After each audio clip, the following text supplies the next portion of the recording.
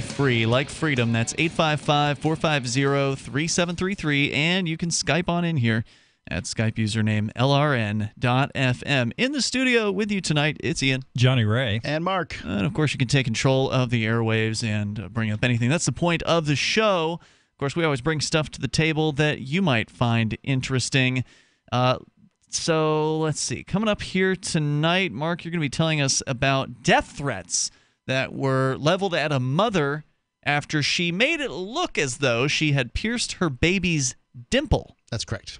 I can't say I've ever heard of a dimple piercing before, but I guess people pierce all kinds of things out there. But it's unusual to pierce babies, I think. Although some of them get ear piercings at a fairly young age, right? Yeah.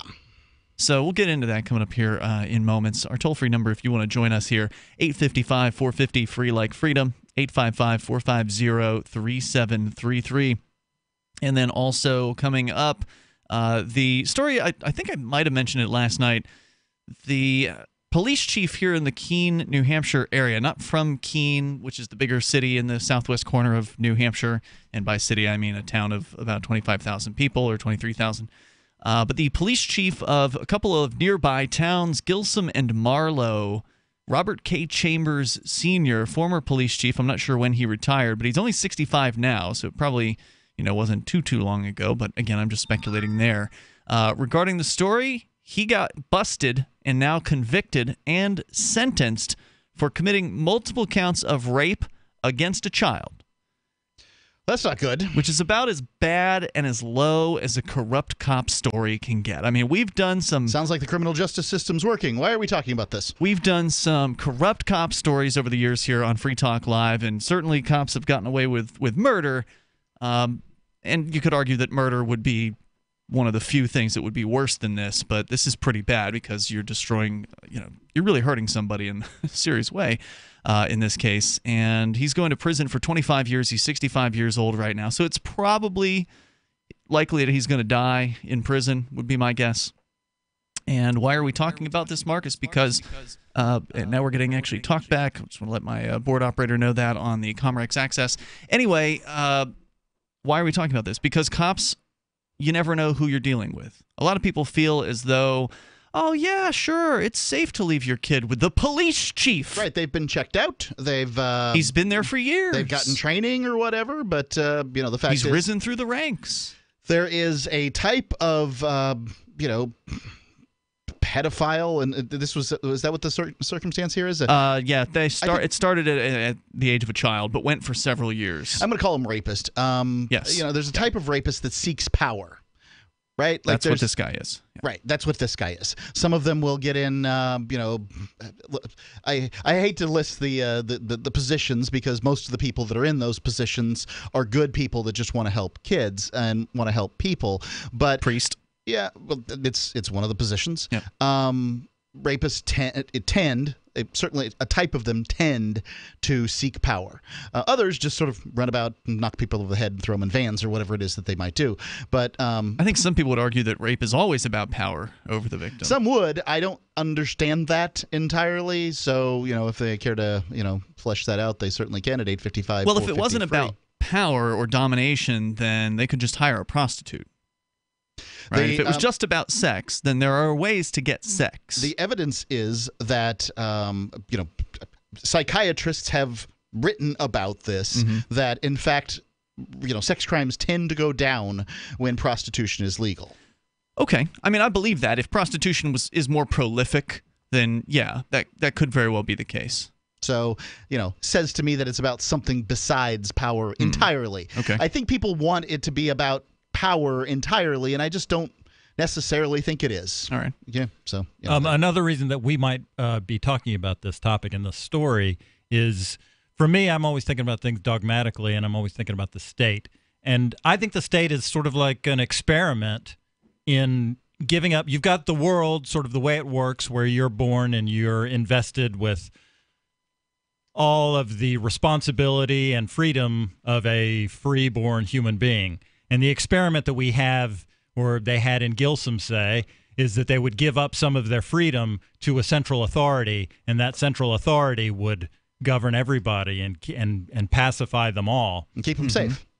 but now people don't consider it an experiment. It's just the way. It's just how life is always. Right. And because once you see something like that, like this, you abandon the experiment. I say the reins of power must be held by somebody, and if sometimes they are held by a pedophilic rapist, then so be it. Is apparently what they're saying. Well, no, they right? would say this is a fluke. They would say this is a bad apple, and look, we caught him. He's going to prison, so the deal's done, right? Like this will likely not happen again, or at least we won't know about it. Power seekers won't seek power again? Well, I mean, how often does this occur? Where a police I don't chief know the answer to that because it's very difficult to find out exactly. It's hard to bring charges against a police officer. Yeah, no doubt. It's difficult for those charges to make it to a trial. It's difficult to convict once the trial happens. So the answer, I cannot give you an answer as to how often this happens because people tend to believe adults, those in power, those kind of things, and that's just how humans are. I mean, if somebody's it's difficult, embarrassing, humiliating to admit that you've been raped, and if you think that your court case is not going to have any kind of outcome that you're looking for, you're just going to keep your mouth shut. Do they talk about the circumstances of this in any way, Ian? I didn't get into the details on that. There, obviously, you could go and probably find some trial documentation and see more about it. But she was, young. She was a child What do you mean by a when child? it started. I've seen 7. I've seen 9. So I don't know for sure when exactly, but and then it continued on for several years beyond that. She's in her 30s now, as I understand that, and I don't think the victim is identified in the various different news stories that I've seen. Well, one would presume that she is bringing charges. Otherwise, how else would they have found out about it? Oh, there's charges. He's convicted. I mean, obviously she went out and spoke to somebody, but I bet you that she wasn't believed in the beginning because when somebody comes to the forefront with a charge like that about a police chief, they're automatically going to be dismissed as the evidence needs to be that much higher when you're talking about somebody who's got a position of respect and authority and that sort of thing. Right. And that's a difficult thing to deal with as a victim. Right, if you say that the bum outside that smells of urine, touched me in an inappropriate way as I was walking by, everybody will believe you. Yeah. But if you say that the state's attorney grabbed my fanny in a conga line, that's going to be a lot more difficult to be able to pass that off. That did happen here. That did happen, Peter Heed. Right. Toll-free number here, 855-450-FREE like freedom, 855-450-3733. So I think. And also social stature matters. Mm-hmm. So, for instance, it doesn't get much higher up than police chief. Yeah, but I mean, it could be the wife of a selectman or something. Then right? things get a little bit interesting. Then power comes into play. So, for instance, Taylor Swift claimed that a radio disc jockey in I think Colorado, someplace. I'm guessing Denver. It's not coming to mind. Mm-hmm. Grabbed her fanny during a photo shoot or something to that effect. Dude lost his job. Yeah. So at that point, you have the power dynamic reversed. The DJ has some power, and DJs don't have any power. If DJs are like the lowest man on the entertainment totem pole. Yeah, but it isn't the entertainment totem pole. Yeah. If a DJ grabs somebody's fanny in a bar, it's unlikely that this average person who's in a bar at in the dark drinking is going to be believed. That's all I'm saying. Yeah. The DJ is going to have they're working there, so they're going to have a slightly more of a deference given to them. Anyway, Taylor Swift in that circumstance, she outranks the DJ in a social strata. Yep. And so she got her way. He gets fired. Now he's got a countersuit. Really? I don't know how anyone's going to prove one way or another that fanny was touched. Yeah. It really just comes down to what people believe. And Taylor Swift's pretty much considered to be a wholesome gal. There's more to say, I think, on this police chief story. Not necessarily about the details, which are sordid and horrifying, but what it really means. 855-450-FREE like freedom. Free Talk Live.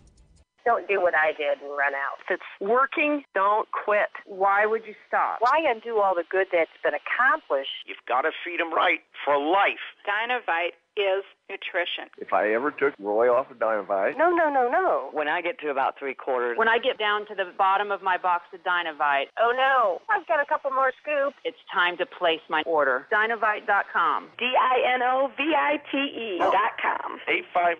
859-428-1000. Order a 90-day supply of Dynavite for your dog this week. We'll send you a bottle of NomoFlea free. NomoFlea flea spray kills fleas safely with no poison. Because it's a polypeptide protein molecule made from vegetable oil.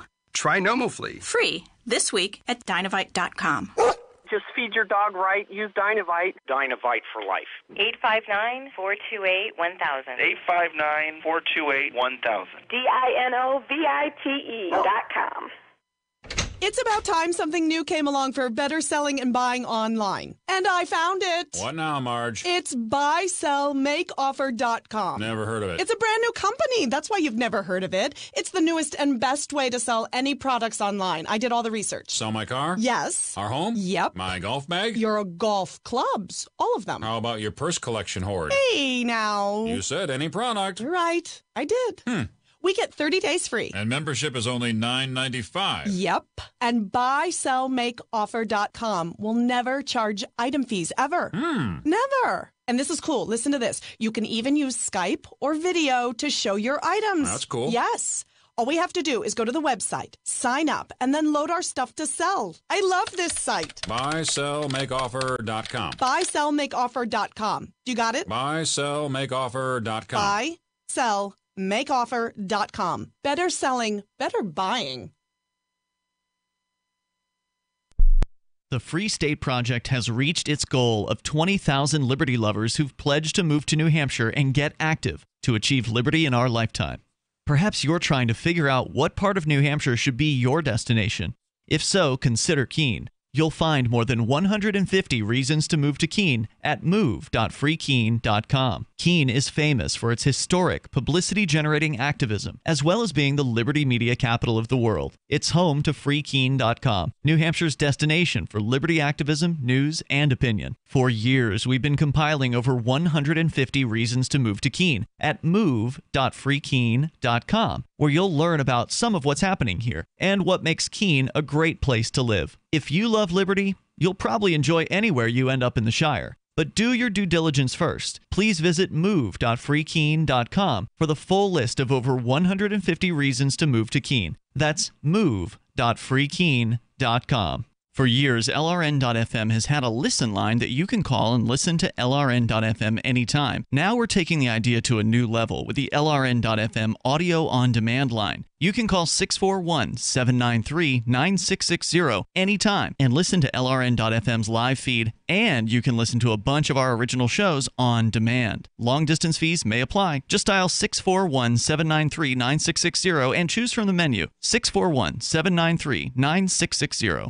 Cell 411 is a free app for Android and iOS that replaces government-controlled 911. Cell 411 allows you to preset a group of friends or private organizations to show up at any emergency. Cell 411 is a nightmare for the state because it proves their so-called services aren't needed. Cell 411 has had thousands of installs, and of course it's covered by the Bigot no government license. Cell 411 because your friends won't shoot you when you're in trouble. Without the government, who would build the emergency services? You and Cell 411. Get it today at getcell411.com.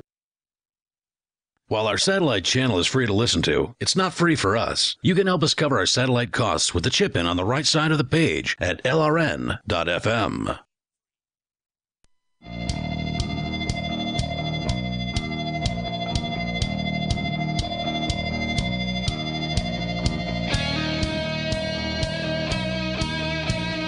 It's Free Talk Live, and you can join us on the radio here. Our toll-free number is 855-450-FREE, like freedom. That's 855-450-3733. We're talking about one of the lowest of the lows as far as police corruption is concerned. In this case, multiple rapes of a child by one police chief in southwestern New Hampshire.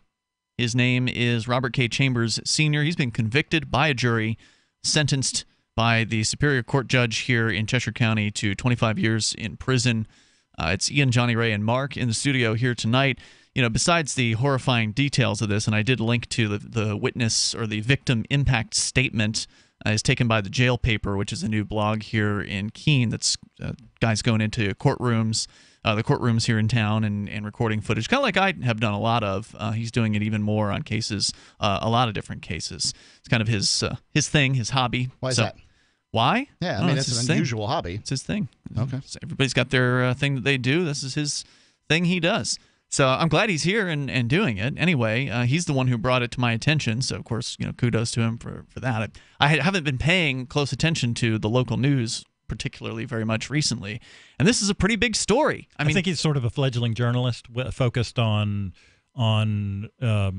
children and crimes against children. You think so? That's what I saw on his website. Okay. All right.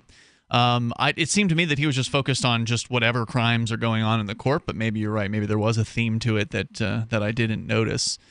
So anyway, this guy did a report on this. He actually came over and interviewed me, the guy from the Jail Paper in Keene, and I posted that interview over at freekeene.com this weekend, so if you want to check that out. It's about a 10-minute long interview that kind of touches on some of the activism and controversy that has swirled around here in the Keene, New Hampshire area for more than a decade. Long time that I've been here.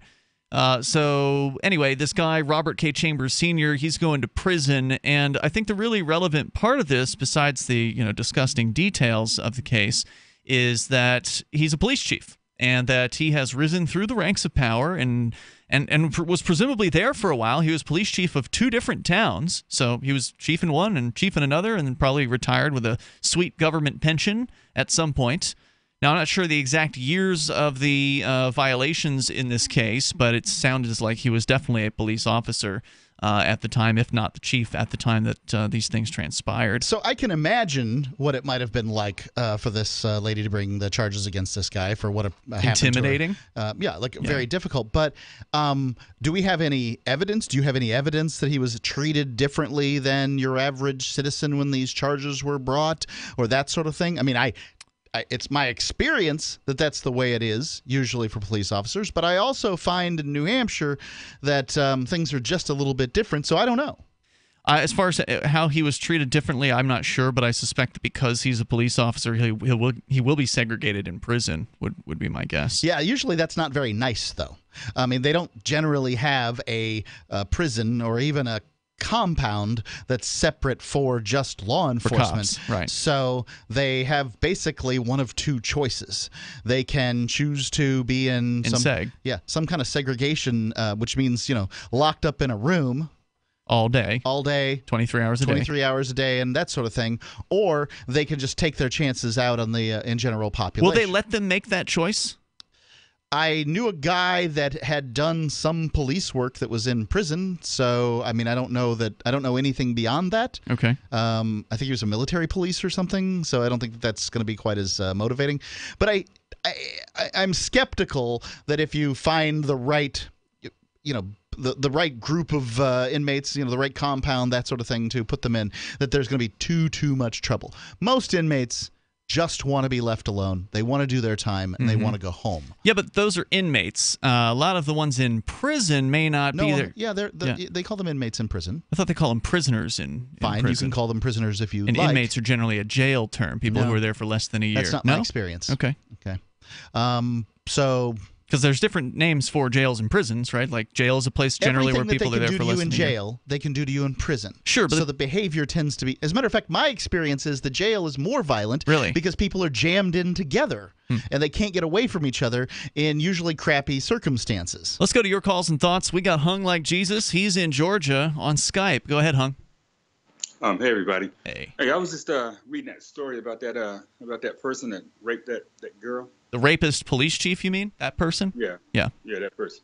But that's not even what I'm calling for. I went down and I was reading a few of the comments that they left behind there, and I was just curious to know how is it going for you and the rest of the crew, in light of the child porn stuff, because that was mentioned down there, and then Mark's conviction was also listed. It's like these things are being held over your head. I'm wondering. The haters. I mean, they love to hold things over your head because they're, just a perfect Generally, of if people. somebody mentions my crime in a negative fashion, they they disagree with me for something else. It basically becomes an ad hominem attack, and it's one that is completely, you can put right out there in the open. It's a safe ad hom as opposed public to record, right?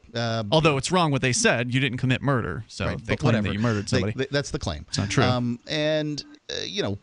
Besides all that, I expect those sorts of things. Let me tell you what happened. It's going on. These are what happens when you have anonymous comments. People are going to leave the nastiest possible things that they can say. It's just how it goes. I try not to read them because how is it going to make my life any better? All right. The what's going on with the case is that what was it, March? It was 16 months ago. Yeah, like in March of 2016, the Federal Bureau of Investigations, along with the New Hampshire State Police and the Keene Police Department, raided this house and this studio, looking for, they said on the affidavit, child porn, and the only things we know is child porn. And they specifically mention Ian. Now, this house is not owned by Ian Freeman. It was, though. At one point in the past, but not at the time that they, neither at the time that they were investigating for, nor at the time that they served the warrant, which is kind of strange. But nonetheless, I think my name was on the internet bill. Okay. Could be. Either way, might have been Free Talk Live. I think it's odd that they chose to do it. They searched. They took a bunch of computers. They took a total of 50-something. I thought it was devices. Okay, 50-something devices, and we have heard nothing from them since. Basically, yeah, pretty much. No. There was one instance. They gave me my camera back though, where somebody sent us an email that. I don't know if we should talk about that on the air. You mean the person that sent someone who claimed to have infected the studio with child pornography? Okay. I mean, did they not? That's could have been a way to interpret that. Yeah. That's what the claim was. It's plain as day. You reported that to your attorney, and then that basically went on from there. And other than that, we've heard nothing. There's never been. I don't suspect we're going to get the equipment back. I don't expect there's going to be an exoneration. But none of that matters. It wouldn't matter if the federal government came here tomorrow and issued a written apology, and sent a press release to all the newspapers, which they won't do. But even if they did do that, it's not like that's going to hit the front page of the paper. It's not like that's going to get any of the people who hate libertarian activists in New Hampshire to change their minds. I mean, these people have made their minds up.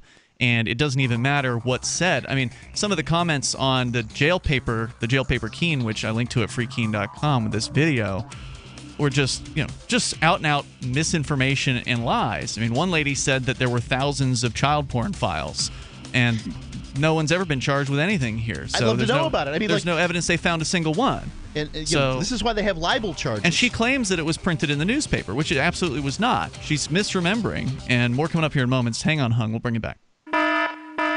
If there's a toxic chemical, biological, gas smoke emergency while traveling at home or on your job, are you protected? Are you prepared? There are over 400,000 fires in the USA every year. Up to 85% of all deaths in a fire are due to smoke inhalation. 3 minutes without air, and we as humans will die.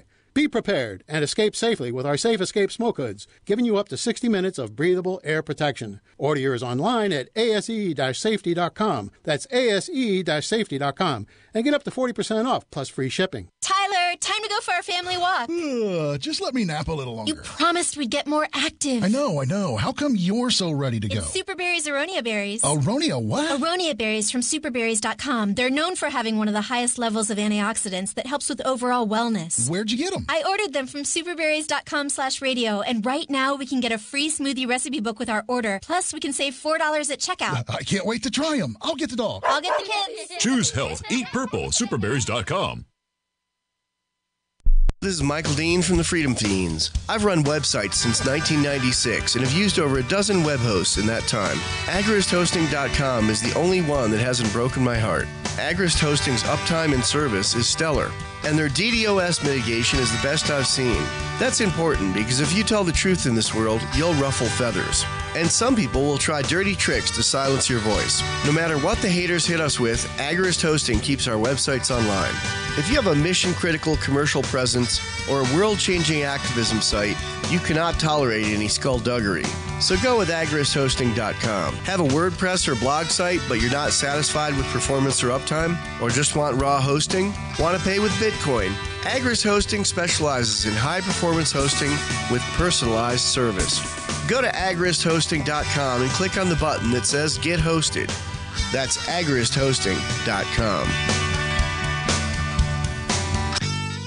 We've all heard about blockchain assets like Dogecoin, Ether, and Ripple. Bitcoin isn't the only player in the blockchain game any longer. And for those of us wondering how to get our hands on these digital assets, finally, there's a solution. Shapeshift.io allows you to buy and sell between your digital assets and Bitcoin instantly between your own digital wallets. I've used it with ease. Shapeshift.io. There's no account or email address needed. You send them the crypto you want to sell. They send back the crypto you want to buy. It's that easy. Shapeshift.io. The three most important things you can do for Free Talk Live are: 1, share one episode a week on Facebook or in some other social networking site. 2, buy the things you buy online through shop.freetalklive.com. 3, give $5 a month to the AMP program. You likely buy all kinds of things online. Amazon is the largest online retailer. You can get what you need at the same prices with free Super Saver shipping by going to shop.freetalklive.com. Please do your online shopping at shop.freetalklive.com. Is spreading the message of liberty, cryptocurrency, and peace around the globe worth $2 per month to you? As you may already know, in addition to our internet feed, LRN.FM broadcasts on free-to-air satellite across North and Central America, as well as Sub-Saharan Africa. And we've been available on satellite for free 24/7 since 2010. The LRN.FM free-to-air satellite signal is reaching some of the most oppressive regimes in the world, and there's no doubt our ideas are making an impact. You can learn more about the channel's impact by watching the 3-minute video at fund.lrn.fm. If you'd like to help free minds globally with our ideas of liberty, cryptocurrency, and peace, you can donate as little as $2 per month via fund.lrn.fm. You can help us continue and expand our satellite broadcast to multiple continents. Visit fund.lrn.fm today, and thank you for your help. Don't forget to share the link on social media. That's fund.lrn.fm. Do you love Twitter? Make sure you favorite the LRN.FM Twitter account so you can receive our tweets at twitter.lrn.fm. That's twitter.lrn.fm.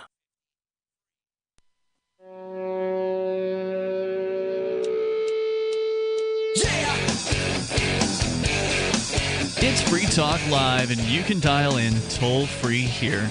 You can bring up whatever you want. 855-450-FREE like freedom, 855-450-3733. You can, again, take control of the airwaves. With you tonight, you've got Ian, Jonny Ray, and Mark. Also, healthcare is pretty messed up in the United States, but there are options that don't involve the government insurance mandates. There are ways around that. One of them is through the free market healthcare company, healthexcellenceselect.com.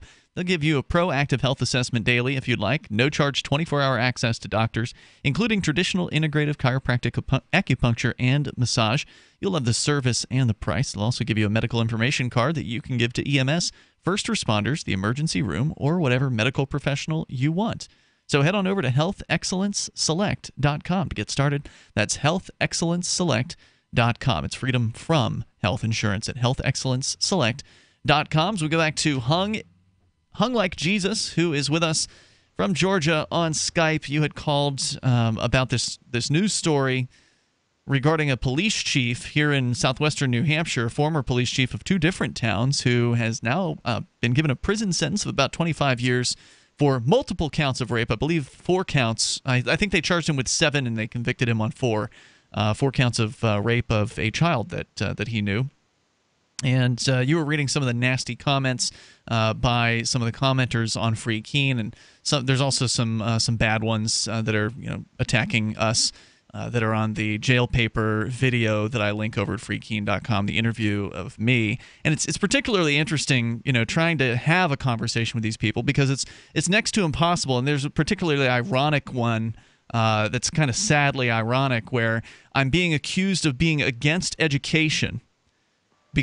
And I made my position crystal clear. It's like I'm not against education. I'm in favor of consensual, voluntary funding of education that you support, and yet the women in this case that are on the attack against me for supposedly hating children and being against school, they're not even comprehending the words that I'm saying. The level of reading comprehension of these folks is very, very poor. So, like, Facebook is the worst possible place to have a conversation with these people, but not a single one of them is willing to actually have a conversation in any other platform. They're not willing to call this show, where we could actually, speak to someone. If they have trouble reading, they're probably better at listening to words.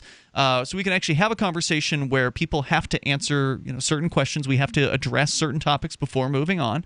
Or meet me in person. I've offered to go out for a drink with any of these people who would like to have any kind of discussion about what they find objectionable or what sort of things they didn't like.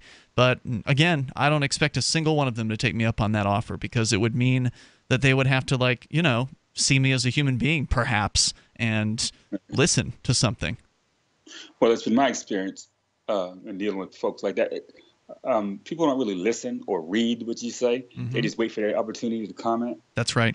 And I was just, I was just wondering, how difficult was it? And Mark has a family. He has a little son. I was just wondering how difficult it was, how difficult life was. I mean, is it like pariahs or scarlet letters marked? No, life is fine. I mean, I almost never get a comment when I'm downtown in Keene. There are times. There's one guy in particular who is kind of a violent thug downtown. He was known for attacking some of the Robin Hooders one time years ago. There's a video of that. And he's said some nasty stuff to me in the streets when I happen to encounter him. But beyond that, there's really not much else that goes on. Yeah, I can't say that I haven't got concrete evidence of anything being different. I suspect that there is one couple that won't let their kid play with my kid because of who I am and that sort of thing. But they've never said anything to you about it. But I mean, the fire chief of my town has referred to me as a hero on more than one occasion. I generally feel like when I'm dealing with people that I'm dealing with, they're attempting to deal with me as a peer. They find it frustrating, the points that I make, but they never make rebuttals. Like, for instance, when talking about public school and how I consider, it to be a terrible choice and that sort of thing, they'll say, I disagree with you. Often they can't really articulate why. And I guess that's somewhat fair, right? Like, I make a living out of articulating my points. Yeah. I'm really pretty good at it. Whereas, a lot of people, their opinions are developed kind of in different ways. Like, they haven't looked at an issue, studied it, tried to take all the points into consideration, then come up with their opinion. They usually develop their opinion in some other way. A friend of mine said that this, or this right. social convention, or whatever it is that they believe. So in the case of these women who are talking about public school, well, I mean, obviously, who's not for education? And then Ian doesn't want to pay property taxes to support the public schools, so thereby he doesn't like education. Well, Ian thinks education's great. And public schools on a nationwide level kick out students that are 20% functionally illiterate. That's the graduates, let alone anybody else. Well, I just refer to the comments. And though I don't like reading comments, I just can't help it. Most of the times I'll read the headline and go straight to the comments. But I refer to the comment section as drive-by character assassination, because that's what they do. They just want to get in a few words, try to top you as to whatever it was you said. Oh yeah, they got no skin in the game. I mean, it's just they get to hide behind their their computer's anonymity and say whatever it is that they want, and that's fine with me. Though, Ian, many news outlets are turning off comments. Yeah, turning off. Vice turned theirs off, and or they'll turn them off for certain stories. No, Vice went all no comments. They turned off the entire commenting system on their entire website, and they actually posted a blog about it, just basically saying the comments were a wasteland. Why bother? Yeah, I tend to feel the same way. It is just disgusting. It doesn't promote thought, conversation, or anything. It's private. And I would ask you, Ian, on Free Keene, what do you get out of the commenters other than having somebody to feel superior to?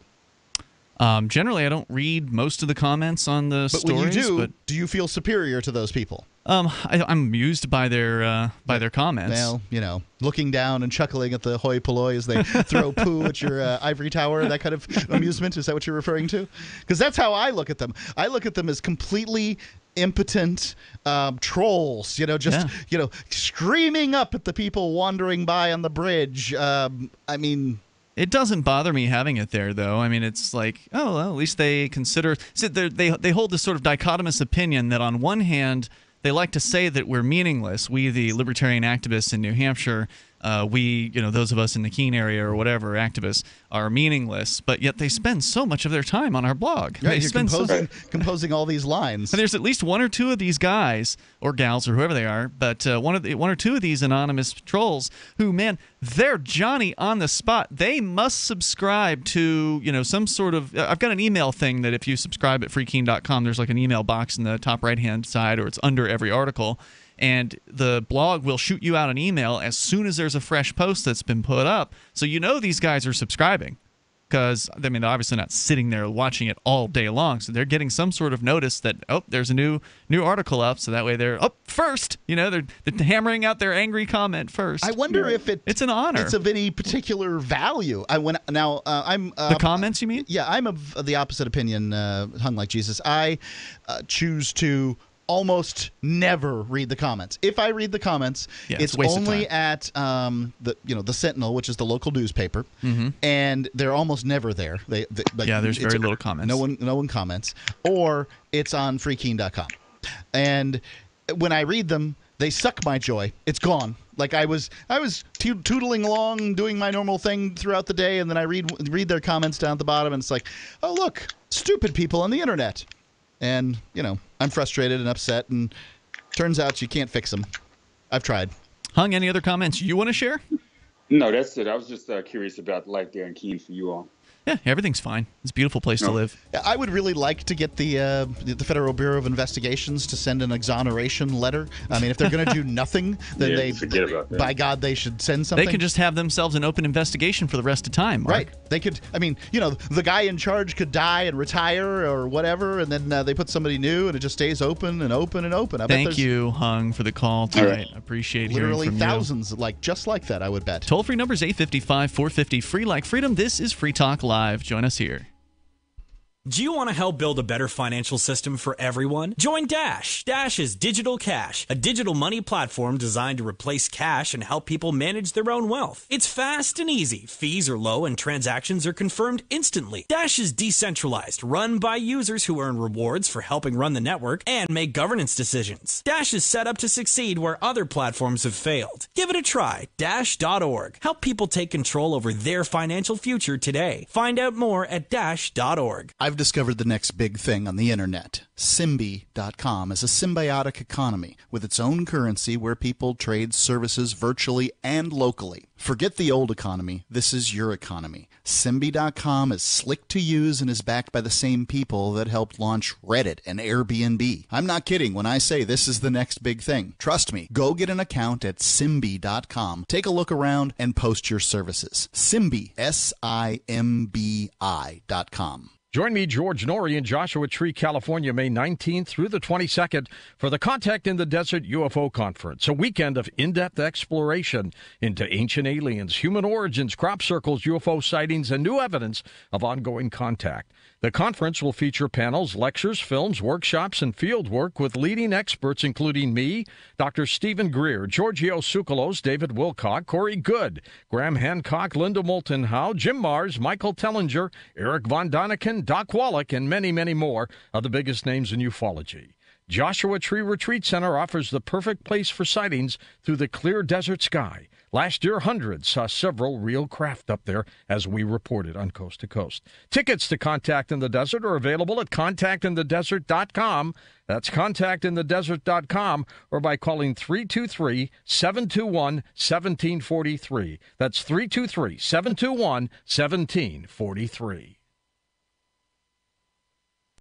A job applicant totally nails an interview with the person who will make his life a living hell for the next 5 years. And adjusting several sliders on a recording studio's mixing console pays off big time. This is the Onion Week in Review.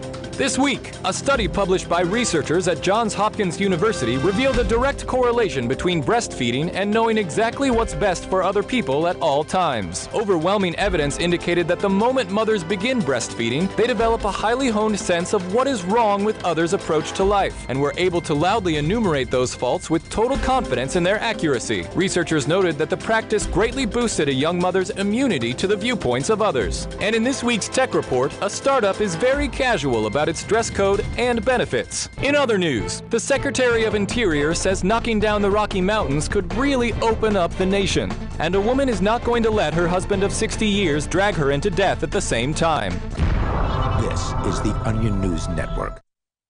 If you want to know the latest about Free Talk Live before we go on the air, all you need to decide is how you want it delivered. It's your choice. Visit news.freetalklive.com. You can get emailed announcements and participate in contests via our email updates list. Plus, we have a Twitter account that you can follow and a Facebook page where you can become a fan. So visit news.freetalklive.com to get news about Free Talk Live as soon as it's announced and the way you want it delivered at news.freetalklive.com. That's news.freetalklive.com. There's no better app for tracking the value of cryptocurrencies than CoinCap. I've had a lot of apps for tracking Bitcoin, but none that's ever been able to track 500 digital assets at once. Their best feature is the Altfolio. I love this thing. You enter how many Bitcoins, Ether, Dash, Doge, or whatever else you have, and it tells you how much your crypto is worth. You can watch yourself get rich. If you have crypto, go right now to coincap.io, or you can use the Apple Store or Google Play to get the app. I love CoinCap. coincap.io. If you enjoy LRN.FM, please contribute to your favorite shows via their websites and become an amplifier at amp.lrn.fm. That's amp.lrn.fm.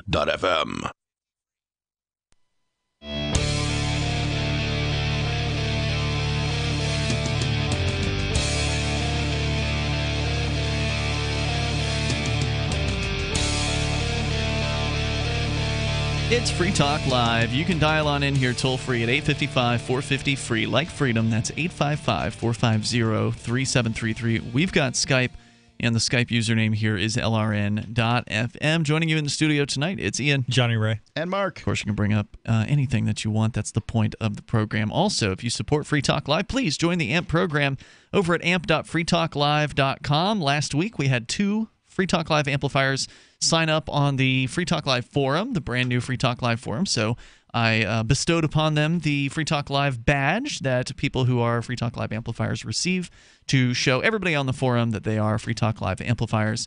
And it's a kind of a newish forum. There's not a whole lot happening there, but there are several threads that do exist that were created by and commented on by Free Talk Live listeners. And frankly, has all the activity one would really want from a forum. I mean, it's good forum. It's small, but it's good, and there's more areas besides the Free Talk Live area. So that's just one of the sub forums. There's others that are more about some of the New Hampshire activism that goes on here, moving to New Hampshire, and even Bitcoin sub forum. So check that out over at forum.freetalklive.com. But I brought that up because the AMP program allows you to get behind Free Talk Live for $5 a month and help us get on more radio stations around the country, bring more internet listeners on board, exposing new people to the ideas of freedom. You can do that over at amp.freetalklive.com and get that badge for your forum account if you have one. If you don't have one, just let me know when you do, and then I'll upgrade that for you. That's no problem. Everybody's eligible. Anybody who amps is eligible for that. You can get on the forum without being an amplifier, by the way. You just don't get the badge. Also, as an amplifier, you get access to the AMP-only podcast, the AMP-only Facebook group, and more. So head over to ampamp.freetalklive.com. Get signed up with Bitcoin, with credit card, with PayPal. It's your choice at amp.freetalklive.com. Let's go to Scott. He's in Massachusetts. You're on Free Talk Live. Hello, Scott. Yes, good evening, Ian, Mark, and Jonny Ray. I'd like to discuss Trump's visit overseas.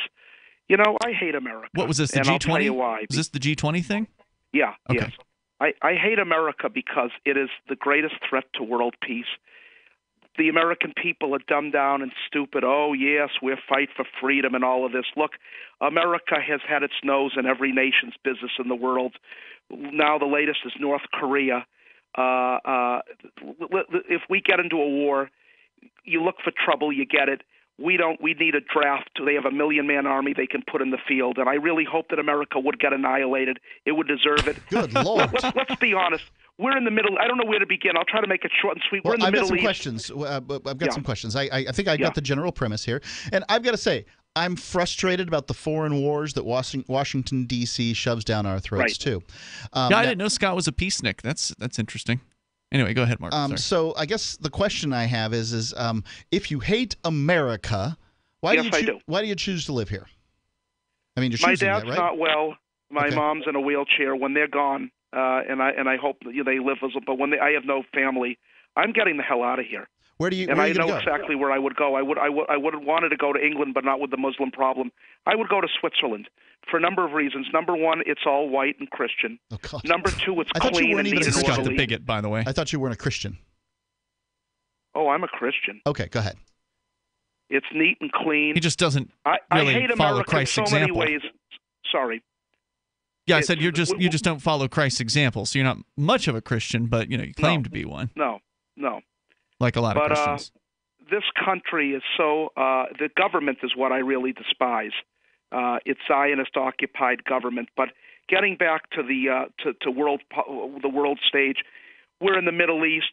We aid and abet these evil Zionists. Not me. I'm not over there. I'm right here in Keene, New Yeah, Hampshire. I mean, I kind of wonder, to myself, it's you and I have no power over where the military has moved from one location to the next. Why do you choose to say we? When you move to Switzerland, will you continue to say we? No. Okay. When I move to Switzerland, I'm going to take. Well, the greatest thing of all is I won't have to pay taxes to this evil government. Well, if you make more than 100, I think it's some amount of money. If you make above some amount of money as a foreign, an expatriate is what they call it, a U.S. citizen outside of the U.S., they will claim that you owe money. So unless you renounce your citizenship, you have to renounce your citizenship. Then I'll renounce it. Okay. That's another thing, gentlemen. Once I leave the United States, I will never, ever, ever return here. I have no business. You won't be able to call here anymore because you. There's always Skype. Yeah, but he never calls on Skype. He doesn't even have a smartphone. No, do you even have a computer? I don't use a cell phone. Do you even have a computer? No, I don't.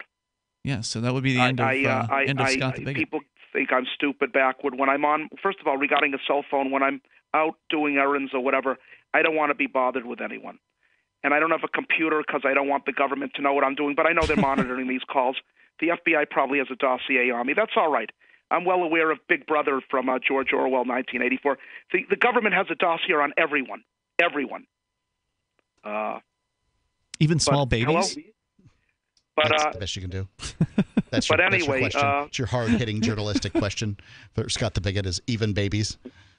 We give all this money to Israel, and then we're in Iran. Let's talk about Iran.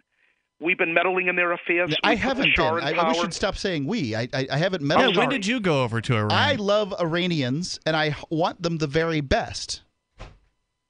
They're decent people. I'm not saying that. I'm saying that America. Yeah, it's usually the governments that are the indecent ones. I mean, it's usually the governments of all these different countries that are the ones that are behaving like monsters. And I can agree with you so far as to say I'm against wars as well, Scott, but I don't think you're consistent with it. Because didn't you tell us the other day that you wanted to forcibly send all black people to Madagascar or something like that? That's Jews. Oh, And while Jewish you're at people. it, we could send the blacks to Africa.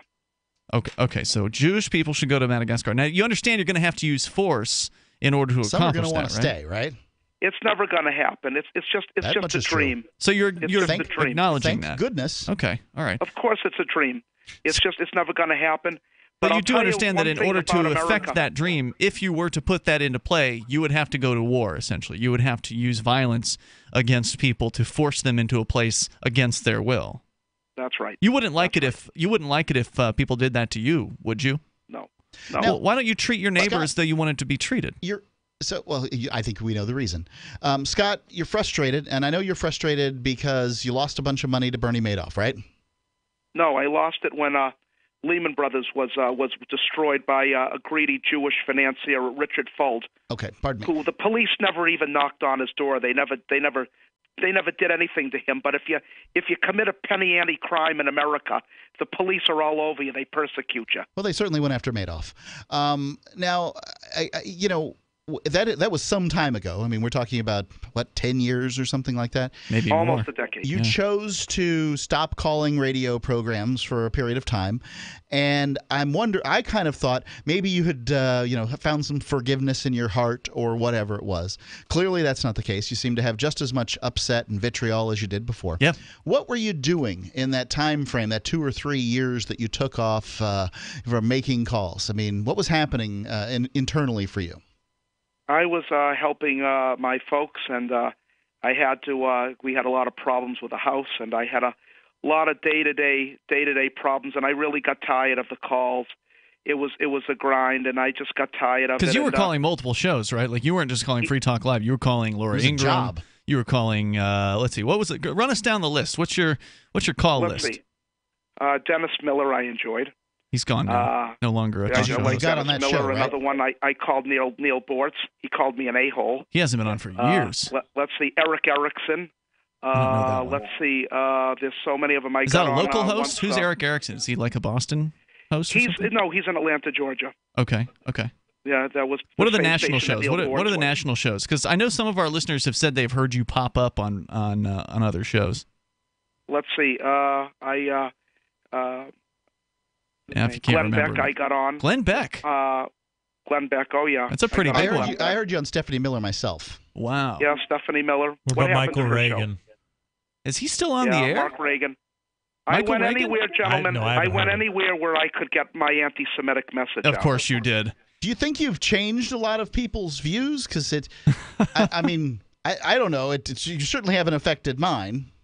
You asked a good question, and I'm going to give you an intelligent and honest answer. If I changed one mind, just one mind, I move the world. But what if you changed the mind against you? Money, but wait.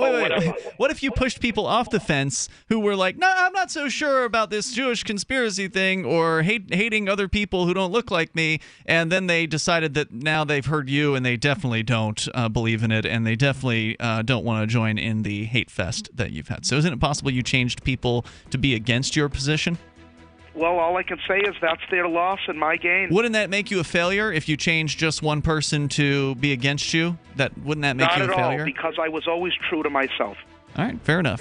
Thanks for the call, Scott. I appreciate hearing from you. There is something to be said about being true to yourself. But there's also something to be said. What if yourself is insane? Yeah. The toll-free number here, 855-450-FREE, like freedom, 855-450-3733. This is Free Talk Live. You have probably heard about Bitcoin and virtual currencies, but you don't really know what to do next. Maybe you feel like they have already passed you by. Nothing could be further from the truth. Bitcoin is an emergent technology still. It's still in beta, and it is sweeping the globe. All the information that you need to learn about Bitcoin is at Bitcoin.com. Go to your browser, type in Bitcoin.com, choose a wallet program, get Bitcoins, and then spend Bitcoins. Bitcoin.com, the only site you need to know for virtual currencies. Bitcoin.com. Ooh, get the stinky dog away from me. DINOVITE.com. Order a 90-day supply of Dinovite for your dog this week. We'll send you a bottle of NomoFlea free. NomoFlea flea spray kills fleas safely with no poison. Because it's a polypeptide protein molecule made from vegetable oil. Try NomoFlea. Free this week at Dinovite.com. Everything we tried failed except the Dinovite. DINOVITE.com. When you hear the word lobbyist, you probably think about greedy corporations, but not all lobbyists are the same. Some are fighting for the freedoms you hold dear. Liberty Lobby LLC is doing just that in New Hampshire, working hard to represent you, not some special interest group. You can help by going to libertylobby.info, where your contribution will give us the tools we need to ensure that your voice is heard. Visit libertylobby.info today to find out more. Here's a chance to do a little activism while you're cruising Facebook, Twitter, or Google+. Between the LOL cats, the recipes, the hot girls, and the inspirational sunrise memes, Free Talk Live's posts pass by your newsfeed. Like them, comment. It gives us more exposure. If you don't see our posts, click like at facebook.freetalklive.com and then hover over it to click Get Notifications. It's an easy way to spread the ideas of liberty a bit further. I know you're busy, but you can spare that 1/10 of a calorie it takes to click on something. facebook.freetalklive.com. You're listening to the live edition of Free Talk Live. Hour number 2 is next after the news here on the Liberty Radio Network at LRN.FM. From Keene in the Shire, the Liberty Media capital of the world, this is Daryl W. Perry, host of FPP Radio News for Sunday, July 9th, 2017. Silver is trading at $15.60 per ounce. Gold is valued at $1,212 per ounce. Bitcoin is trading at 3.1 cents, and the average price of Bitcoin is $2,544. Antiwar.com reports the Pentagon's latest massive undercount of the civilian death toll in coalition airstrikes against Iraq and Syria has shown a significant spike in the death toll, putting the latest official count at 603 civilians between the start of the air war and the end of May. The figure is rising a lot faster than it used to, growing by scores months now instead of by single-digit numbers, reflective of the general trend of soaring death tolls as U.S. strikes concentrate on densely populated civilian targets. They're still wrong, however, and wrong in a big way. The official number of 603 killed is less than 1/7 of the figure by air wars, which puts the civilian death toll in the same period at 4,354. This is because incidents with hundreds of civilians killed are often revised downward by the Pentagon to just a handful, and smaller incidents where only a dozen or so are killed tend to be ignored altogether. It is noteworthy, however, that the Pentagon is getting the trend exactly right, showing the spike in the civilian deaths exactly when the NGOs did, albeit with much less realistic numbers, and even notes that the massive numbers of civilians killed in recent months have been in the area around Mosul. For nearly 40 years, Roberts & Roberts Brokerage has been a trusted source for buying and selling precious metals like gold and silver. They also take Bitcoin for precious metal purchases and have permanently removed the minimum purchase amount for all orders paid in the digital currency. Call Roberts & Roberts today for knowledgeable advice on buying and selling precious metals and a forward-thinking approach to new technologies. 800-874-9760 or visit online at rrbi.co. UPI reports a Florida man caused chaos when he tried to open the exit door of a plane mid-flight, but a flight attendant hit him with a wine bottle as several passengers helped restrain him. The FBI charged Joseph Daniel Hudak IV from Tampa, Florida, with interfering with a flight crew after the incident, which occurred on a flight going from Seattle to Beijing, China. Hudak was traveling first class and ordered one beer before the plane departed. Shortly after, while the plane was in the air, he went to the restroom, came out to ask the flight attendant a question, and then returned to the restroom. 2 minutes later, he again exited the restroom and then ran towards an emergency exit door and attempted to open it. Two flight attendants attempted to stop Hudak, but he pushed them away as he again tried to lift the handle on the door. The flight attendants asked passengers for help, but Hudak fought them off as well, hitting one passenger in the head with a dessert wine bottle. A flight attendant then grabbed a 1-liter bottle of wine and hit Hudak in the head. The FBI states he did not seem to be impacted by the breaking of a full-liter red wine bottle over his head, but eventually was subdued and restrained with zip ties. Hudak faces 20 years in prison for the incident. When you hear the word lobbyist, you probably think about greedy corporations, but not all lobbyists are the same. Some are fighting for the freedoms you hold dear. Liberty Lobby LLC is doing just that in New Hampshire, working hard to represent you, not some special interest group. You can help by going to libertylobby.info, where your contribution will give us the tools we need to ensure that your voice is heard. Visit libertylobby.info today to find out more.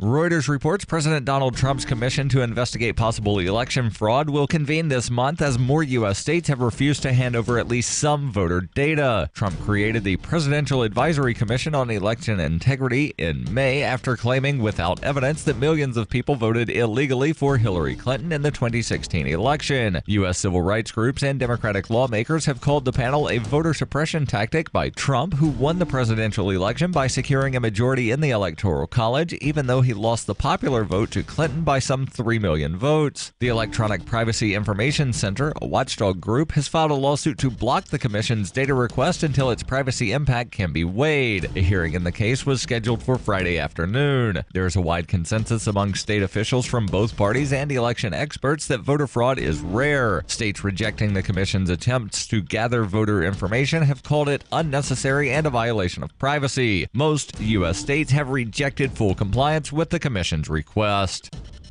Every purchase you make from one of my affiliates at shop.fppradio.com helps fund FPP Radio. That's shop.fppradio.com.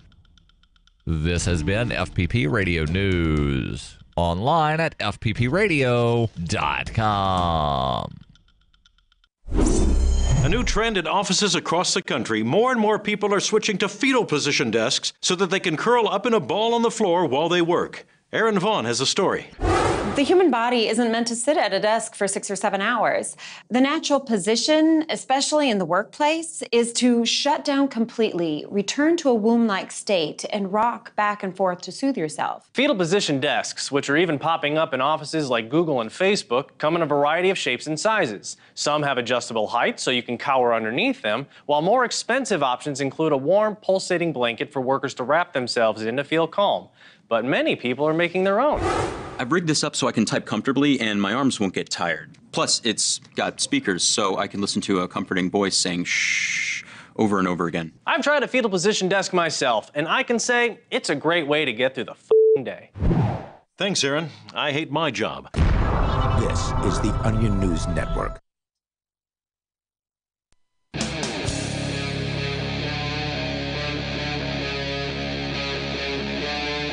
Free Talk Live.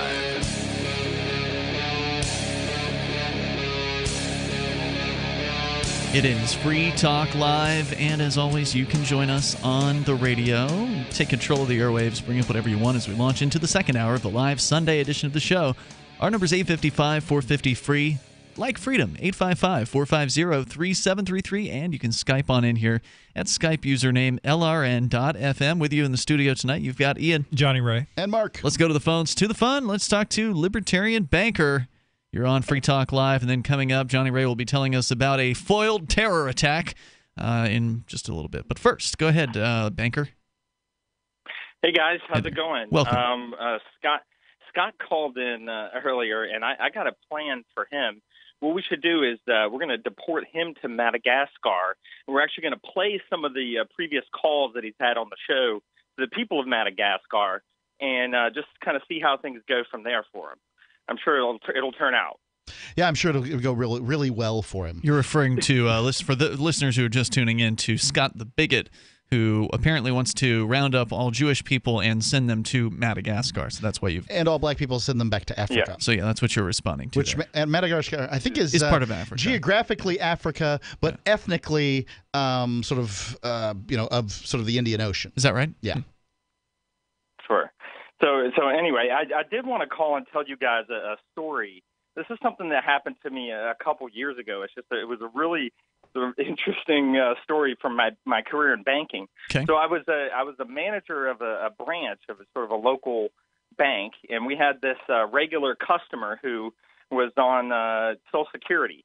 You know, we had a lot of them. They'd all come in. I'm sorry, not Social Security. It was on SSI, which is like welfare. Okay.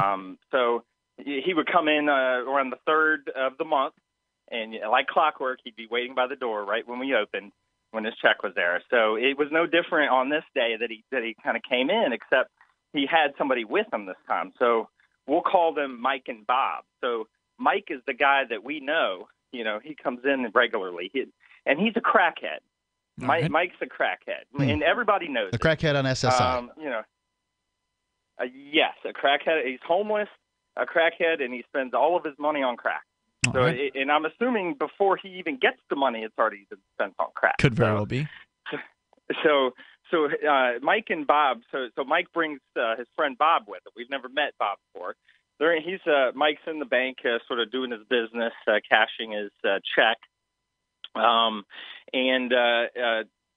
Mike is standing there at the teller line as the teller's counting his money out to him, and Mike falls over right there in the lobby. Oh my! And has a seizure right on the floor. You know, eyes in the back of his head. You know, you could tell that. You know, so I run out of my office. I see him hit the ground. I run out of my office, and you know, I'm saying, Mike, are you okay? You know, everything. No, he's what not else are you supposed to say, right? Yeah. So I tell the teller, I say, you know, call the police, call an ambulance. Well, Bob wants his money. Bob's sitting over there in the lobby, right? And Bob's like, you know, he's on his phone. And he's kind of like looking down, like, oh God. So you know, the paramedics come and everything, and while Mike is on the ground, sort of having a seizure, the money is sort of in his hand. He's like clutching it really tight. So I kind of grab the money out of his hand, and I hand it back to the teller, and I say, just cancel that transaction that you just did, and put this back in your drawer. Uh-huh. So they take Mike off on a gurney, Okay. It is a bank. It is a bank manager's job to make sure that their customers' money is secure. Sure. So I think that move of yours was very legitimate. Go ahead. Absolutely. Put it back in his account. That's the safest place for it. Yep. He'll be back. He'll be back. So, If he lives, he'll be back. So he goes, obviously to the hospital, and he comes back with I'm sorry. Let me back up. Yeah, what really happened quick. to Bob? So as Mike's on the floor, and I've given the money back to the teller, Bob pipes up. Bob's saying, Mike, don't you want to get your money before we leave? Mike had already kind of come to. He's laying on the floor, and I'm like, no, Bob, no. Mike's money is staying right here, okay? So they take Mike off. Bob goes with him. 2 hours later, here he comes. Mike walking up, takes his money out, and gives it right to Bob. So I knew exactly what was happening there. I think Bob was his drug dealer. It had that sound to it, yeah. Wow. It does. So there are stories after story that I could tell you. I had one guy one time drop a bag of weed out of his pocket. So accidentally? Standing in the teller line. I believe that was oregano. No, it was some dank. It was definitely some dank. You know this because they included that in your bank manager training. How to identify dank weed. It was from DARE class, guys. Yeah. But so wait, was it anyway, an accident? He was like pulling a wallet out, and then the bag. So he's pulling it. Yeah, he's like some stoner guy with his hair all messed up. He pulls his thing out, the weed drops. He does this transaction, doesn't see it, walks out. I watched him drop it, and I said, man, I hope he picks that up, because if he does it, I'm gonna have to call the cops or something. So we picked it up, and I did what my company would have expected me to do, and called the law enforcement or whatever. But jeez. Oh, man. Anyway, Were you uncertain as to which customer dropped it at that point? They wanted the video. Oh, really? It's not my video to say no. So I'm, I don't know. The video sorry. would necessarily do them any good if you didn't tell them, which account transaction it was. Well, they could have asked for the whole day. Yeah, obviously, they want that information too. They could have asked for the whole. Gives that to them. Yeah, they could have asked for the whole day's worth of video. Gives them everything. But I don't know if they, would they have needed if you hadn't just handed it over. I mean, it's probably the bank's policy to just cooperate. But if you hadn't have just handed the video over, they would probably had to have gotten a warrant to acquire it.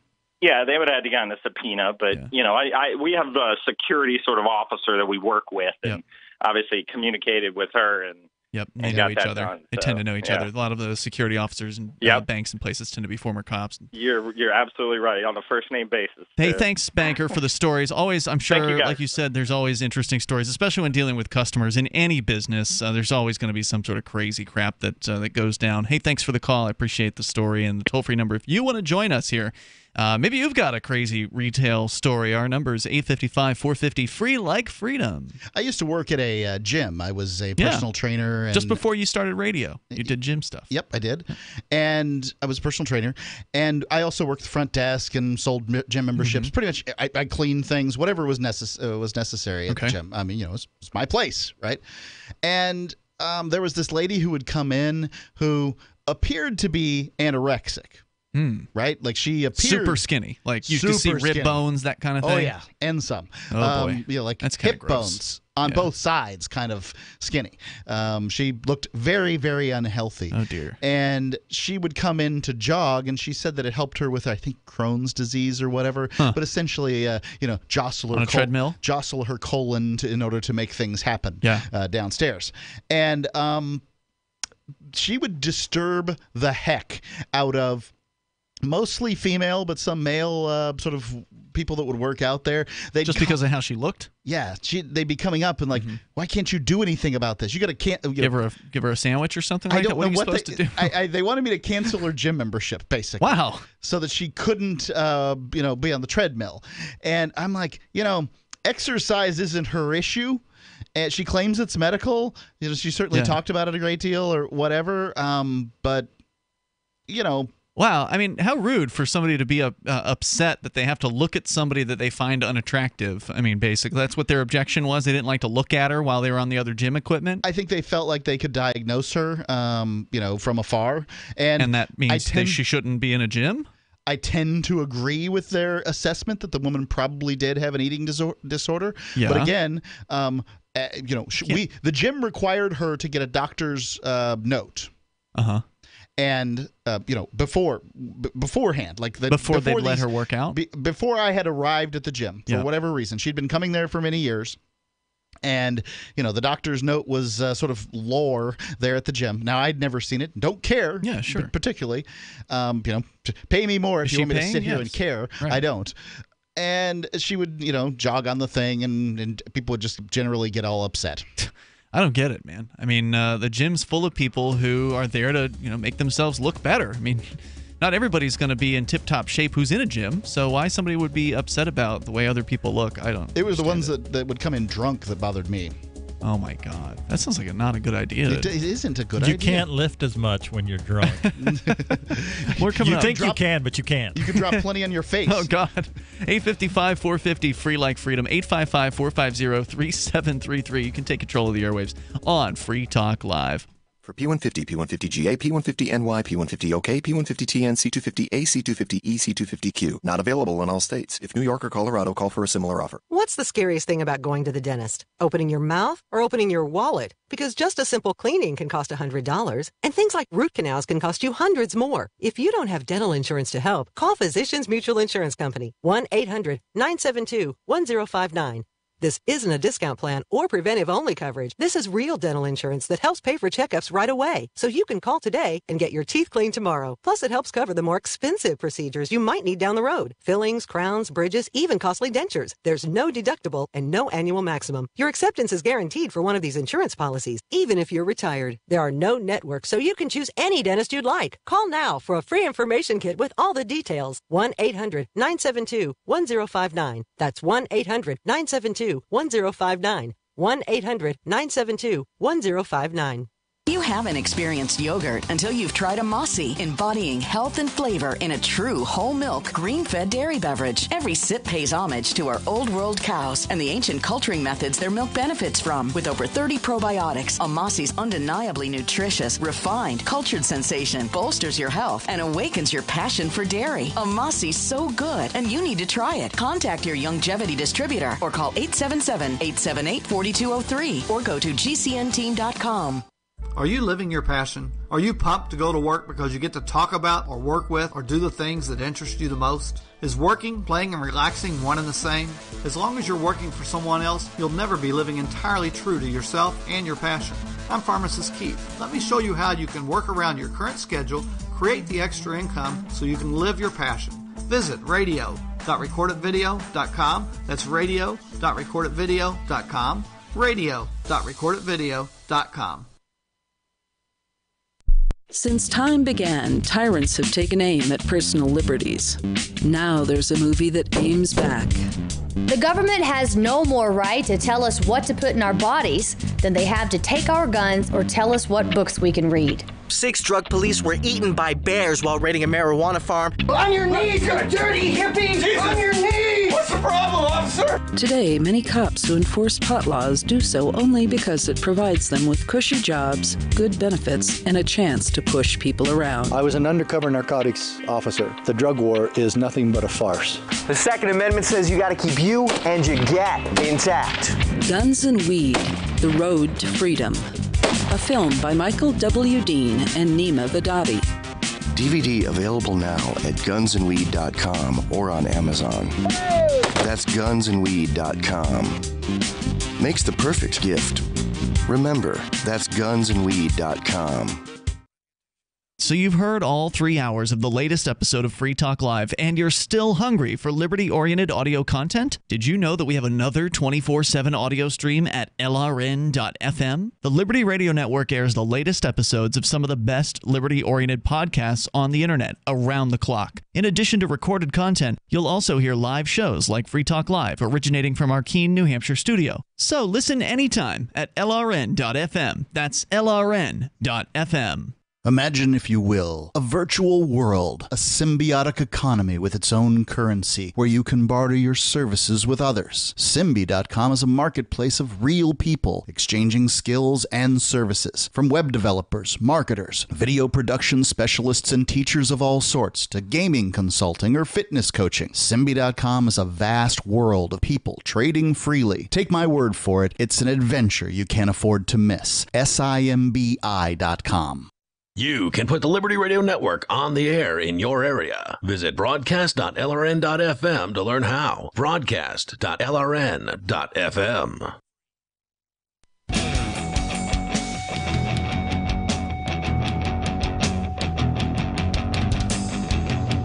Hey, it's Free Talk Live, and you can bring up whatever's on your mind. Live Sunday edition of the show. And the toll-free number here is 855-450-FREE, like freedom. That's 855-450-3733. We do have Skype, and the Skype username, should you wish to join us there, is LRN.FM. In the studio tonight, it's Ian, Jonny Ray, and Mark. Bitcoin.com, the most unique online destination in the Bitcoin universe. If you want to learn about Bitcoin, great place to get started is Bitcoin.com. But maybe you're not new to Bitcoin. Maybe you're been around for a while, and you want to get the latest news. They've got a detailed news site over at news.bitcoin.com. They've even got games you can play with your Bitcoin and a forum that allows you to interact with other Bitcoiners and other cryptocurrency fans. So head over to bitcoin.com. It's a one-stop shop for everything you need to get into Bitcoin life. That's bitcoin.com. As we continue here, of course, you can bring up anything you want. That is kind of the point here on Free Talk Live. We were telling some crazy customer service stories. Now, Jonny Ray, you're a janitor by trade. You tend to work after hours, after customers are gone from the places where you work. Have you ever done any kind of customer service, retail working? Just curious. Well, I've worked behind the counter at a convenience store. Really? Yes. When was this? Down in Asheville? Yeah, in Asheville. I worked at a gas station or just a convenience store? Couple of different Eblin short stops. Did they have gas pumps too? That had gas pumps. That had sit-go gas pumps. Now you got to do everything in a store like that, right? You got to clean the toilet. You got to clean it. Sweep the front. You got to do everything. Right. Ring up the sales. Restock the refrigerator. And you're frequently the only person on duty, correct? Yeah, depending on which location you were at. I was at one kind of on the outskirts of Asheville, and then I was at one in South Central Asheville that was 24 hours, and there were 2 to 3 people there on duty at all times. Geez, that's a busy one, huh? Yeah. Now, was it one of the ones where they would allow customers to use the restroom? Yes. You poor man.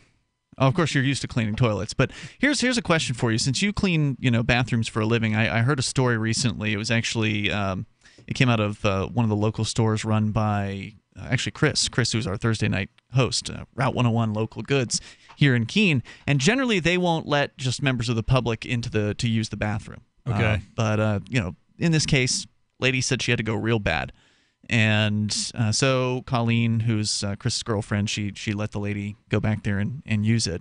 Said she was a relatively heavy-set woman, came out of the bathroom, and she left the store, and Colleen went in after that, and almost didn't notice because the floor is dark in there. It's like a dark wood floor, not your typical bathroom floor, which would have tile on it. But in this case, there was some sort of amount of poop right there in the middle of the floor, and it was also on the back of the toilet seat, so it was like on the sort of the lip. Like things went really poorly. Yeah, so I mean, it was all over, not all over the whole bathroom, but sort of nowhere near where it should have been in the bowl. Yeah, that happens. That always makes you suspicious. Like when you find it smeared 6 feet off the ground. That's what I'm talking about. Like way above butt level, right? Like it was above butt level, and it was interesting then because vandalism. You start to assume malice at that point. You wonder about that. But the thing is, like, it's not an uncommon thing, from what I understand, in the women's bathroom. Now, have you noticed this, Jonny Ray, in your time cleaning, that women's bathrooms tend to be worse as far as messes are concerned than men's bathrooms? I hear that's as an urban legend. I hear it from people who work in I've heard it from at least a couple or 2 or 3 people who've worked in retail. From frequenting male bathrooms, I have to say, oh dear God, I hope that's not the case. I've found that is not the case. Really? If anything, they're probably equal. If anything, I would say men are worse. Really? All right, now that weighs heavily because that's your job. If you go into a Kohl's department store, the ladies' room is probably going to be more gross than the men's room. Because there's more women, period, shopping there, likely, you think? Yes, and if you go to Home Depot, the men's room is going to be much worse than the ladies' room. Interesting. Okay. Well, that makes sense. That's just raw traffic numbers. But what I've heard is that like the worst messes that people I've known that they've ever had to clean were always in the women's bathroom. So you're the first person to say something different. Well, women produce more effluvia than men do. What is that? Just a thing that comes out of a thing. Oh, really? Okay. I mean, men produce 2 kinds of things, and women produce 3, basically. I see what you're saying. And so I just don't understand. I mean, like you said, is it something that they do purposefully, or is it just somehow they have this explosive diarrhea that literally just doesn't even make it into the bowl? They're not even sitting on the bowl. They're just like leaning over or something nearby it somewhere. I mean, it's so confusing how anything could end up on the top of a toilet tank, on the tip of the top of the back seat. Like, it's certainly bizarre. Yeah. I've seen some bizarre ones, and I would think that kids are probably to blame for some of it, just because they don't have quite the control and understanding and those kinds of things. Yeah, and the mentally ill. And speaking of the mentally ill, somebody might try to clean up after themselves and leave, their handprints, pooey handprints smeared everywhere. Dear God. And it looks like they did it on purpose. You're speaking from experience? Yeah, I'm speaking after being angry at things like this many times and then deciding I don't know what really happened here. And so unless I witness it, I'm not gonna drag somebody out into the street with their pants around their ankles. That's my great fantasy. It's a great way to to have some freedom around it, right? Like it's going to have to get cleaned up whether you're angry or happy. Yep, that's right? true. So choose to be happy. I would say that gentlemen that choose to use a sit down toilet to stand up. Like it just seems like a poor choice generally. Like to start out, that's a poor choice, and then it appears as though their decision making didn't get any better mostly after that. If that makes sense. You're talking about going number one? Number one, right? Standing up to go, for a sit down toilet, and that's just you're gonna get splatter. It's a mess. Guaranteed. Don't do it. Because people have to clean that up. I went into a bathroom once, a public restroom, that had a sign up that said, whoever is shredding the toilet paper up into little bitty pieces and dropping it, on the ground, we don't understand why you're doing this, but please stop. And I'm pretty certain what was actually happening is that the person who was restocking it didn't get the roll started ever, so everybody else who came in had to get the roll started, which with some of these commercial, because it's you pick at a little bit, but it doesn't all come tears off. Yeah, right. And so you end up with little bitty pieces. I see. Under the and dispenser. They thought someone was being malicious. Yeah. Yep. This is why somebody needs to know their trade. Right. You know your trade. You can get it started. There's not going to be as much problem. So if you've got a dirty bathroom story or retail story, please don't. you want to share with us, there's no end to this. This should only be shared by trained broadcasters. I'm sorry. Right. Yeah, you got to avoid certain words. In these prurients too. You have to not like what you're talking about or. No, I mean that's not sexual. So prurient isn't. I don't think the right. I don't think you can. Term. I think you got to be. I don't think you can dwell too long on these subjects. Right. So, like excretory functions, there's restrictions on discussing, like the detail of that. But I don't think that talking about the remnants is the same thing as the actual, as the function. This is something that everybody can relate to. I mean, everybody's had to clean up some sort of bathroom mess, likely at some point in their life. That they didn't make. If not, if you haven't had to clean it up yet, we'd be happy to welcome you to adulthood once that occurs for you. The toll-free number here, 855-450-FREE. Like freedom, 855-450-3733. Take control of the airwaves. Bring up whatever's on your mind. This is Free Talk Live. It's the live Sunday edition of the show. We'll talk terrorism coming up. Hunters, anglers, campers, and survivalists. Get back to nature. Expand your horizons with the highest quality, most versatile, unique slingshots and sling bows on the market at slingbow.com. Sling bow products are compact and models start from just $17.98. They're perfect for your bug out bag or storing in your vehicle. Give yourself and your loved ones the excitement and tradition of sling bow. A new frontier in archery and truly modern twist on this primitive survival tool. Feel the thrill only at slingbow.com. Is that Ellen painting her garage? Yesterday she was trimming her hedges. What's her secret? I heard she was eating this new super berry called the aronia berry. Aronia what? Aronia berries from superberries.com. They're known for having one of the highest levels of antioxidants that helps with overall wellness. Where can we get them? Go to superberries.com/radio. And right now we get a free smoothie recipe book with our order. Plus we can save $4 at checkout. I can't wait. I've got lots of projects I need to get done. Yes, you do. Choose health. Eat purple. Superberries.com. Hey guys, Mark Claire here, lionsofliberty.com, where we strive to advance the ideas of liberty daily. We bring you the Morning Roar.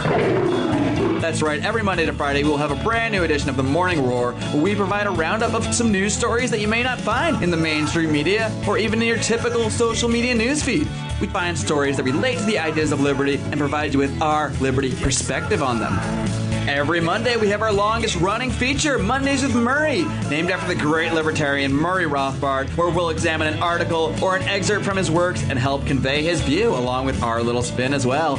We wrap it all up every Friday with Felony Friday, where our own John Odermatt goes out and takes a look at some sort of felony. There's felonies committed every day, you know, whether it's a felony committed by the police, a politician, or even an average citizen. You can find all of this and so much more over at lionsofliberty.com. Advancing the ideas of liberty daily.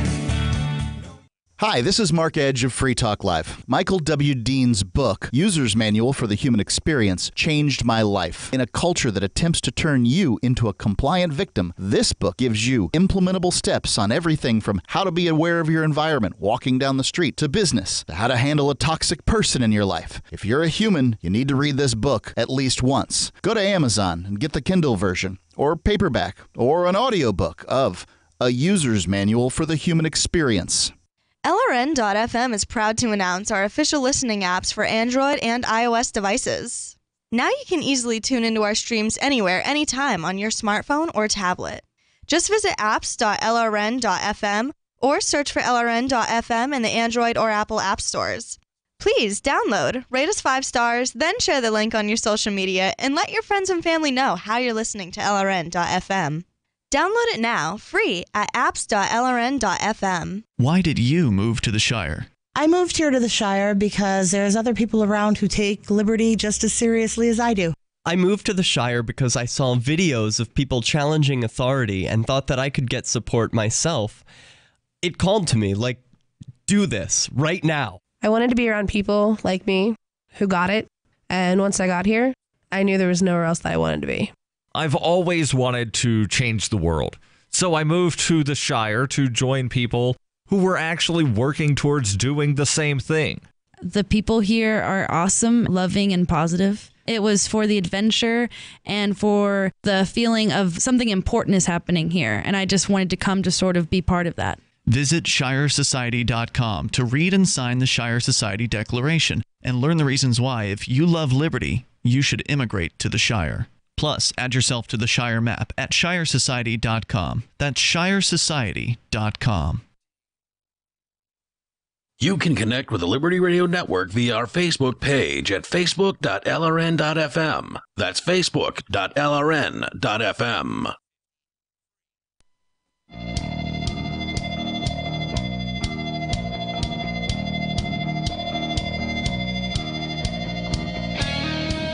Free Talk Live. You can dial in toll-free here. You can bring up whatever's on your mind. Our number is 855-450. Free like freedom. That's 855-450-3733. We do have Skype, and the Skype username is LRN.FM. Tonight in the studio with you, it's Ian, Jonny Ray, and Mark. Of course, you can bring up whatever's on your mind. Still to come tonight. Actually, we need to get back into economics in one lesson. I think we should probably just do that now, because on the way, we do have other stuff to talk about. Jonny Ray with a terror attack that the government once again was trying, and in this case failed to gin up. We've seen plenty of stories where the government did successfully try to find some sort of dupe or patsy or whatever to conduct a false terror attack so they could just arrest them and claim that they stopped a real terror attack. Got to have numbers. We've seen that happening in the past. But this guy refused to participate, but they went ahead and arrested him anyway.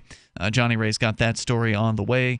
And then also coming up tonight, Mark, a mom has received death threats after doing what appeared to be a piercing on her baby's dimple. That's correct. Online. So you can bring up what you want here, 855-450-FREE, like freedom. We're going to share a little bit about the mystery chapter here of Economics in One Lesson that apparently, Jonny Ray, you said was removed from the version that you had. Is that right? That's right. And we've been reading this chapter by chapter, not reading the whole thing on the air, but discussing the economic concepts in Henry Hazlitt's work that was originally written, I think, in the early 40s. Late 40s, 1946.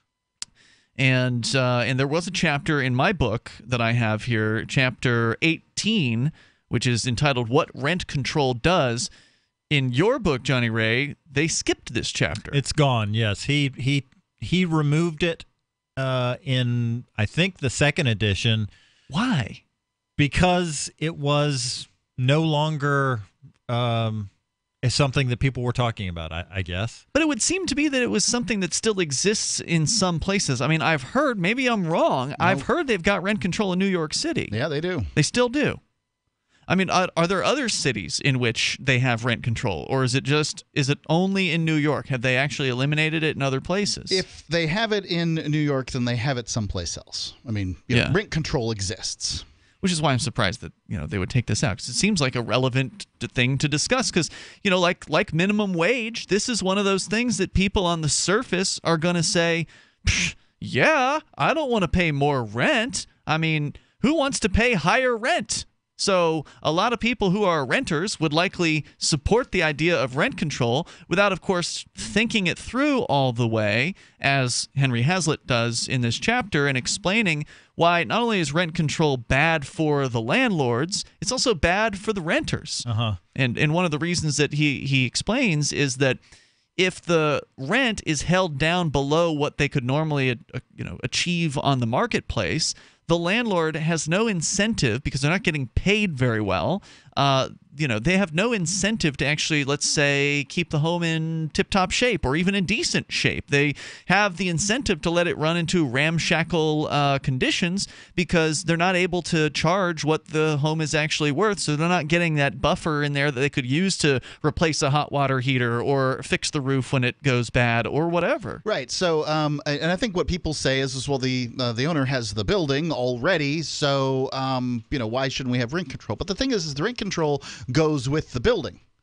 So if, for instance, you mean if the owner sells it? Well, if your rich uncle were to die, Ian, and left you a apartment building in Manhattan, and you would then inherit all these rent control people. Now, it could very well be that before he died, he decided he took out to take out a loan on this thing. So now you've got a payment on this, and you just got willed some portion of the equity or whatever it might be. Plus, you got property taxes on top. Right, and the property taxes, I would imagine, are astronomical. Yeah, there's no controls on that. Right. So, at that point, what if the building's full of rent control? I don't know what the laws are or anything like that, but if it's full of them, then you're basically just subsidizing how these people live. That's correct. And that's, that should, if that is done, it certainly should not be done by an individual, right? Like, in what world is it fair for an individual to have to subsidize other people's,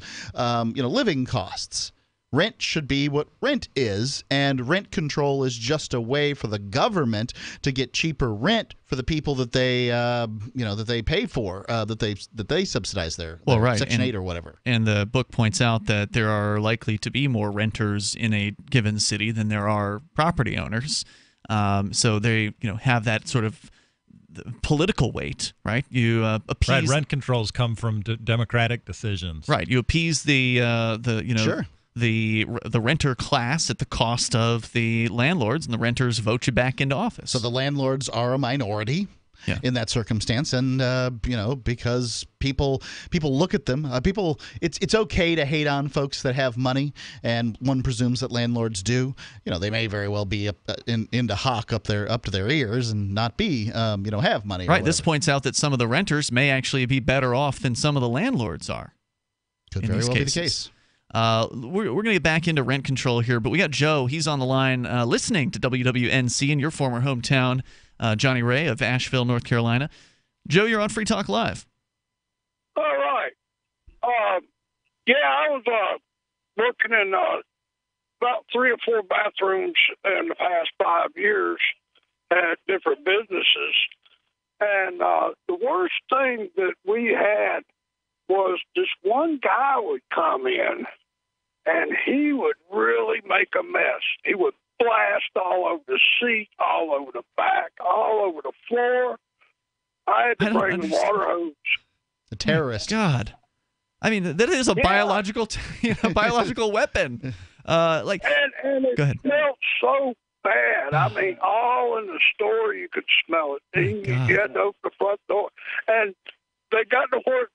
These bathrooms, every morning there would be couples come in and certain people, and they would just use the bathroom, not buy nothing.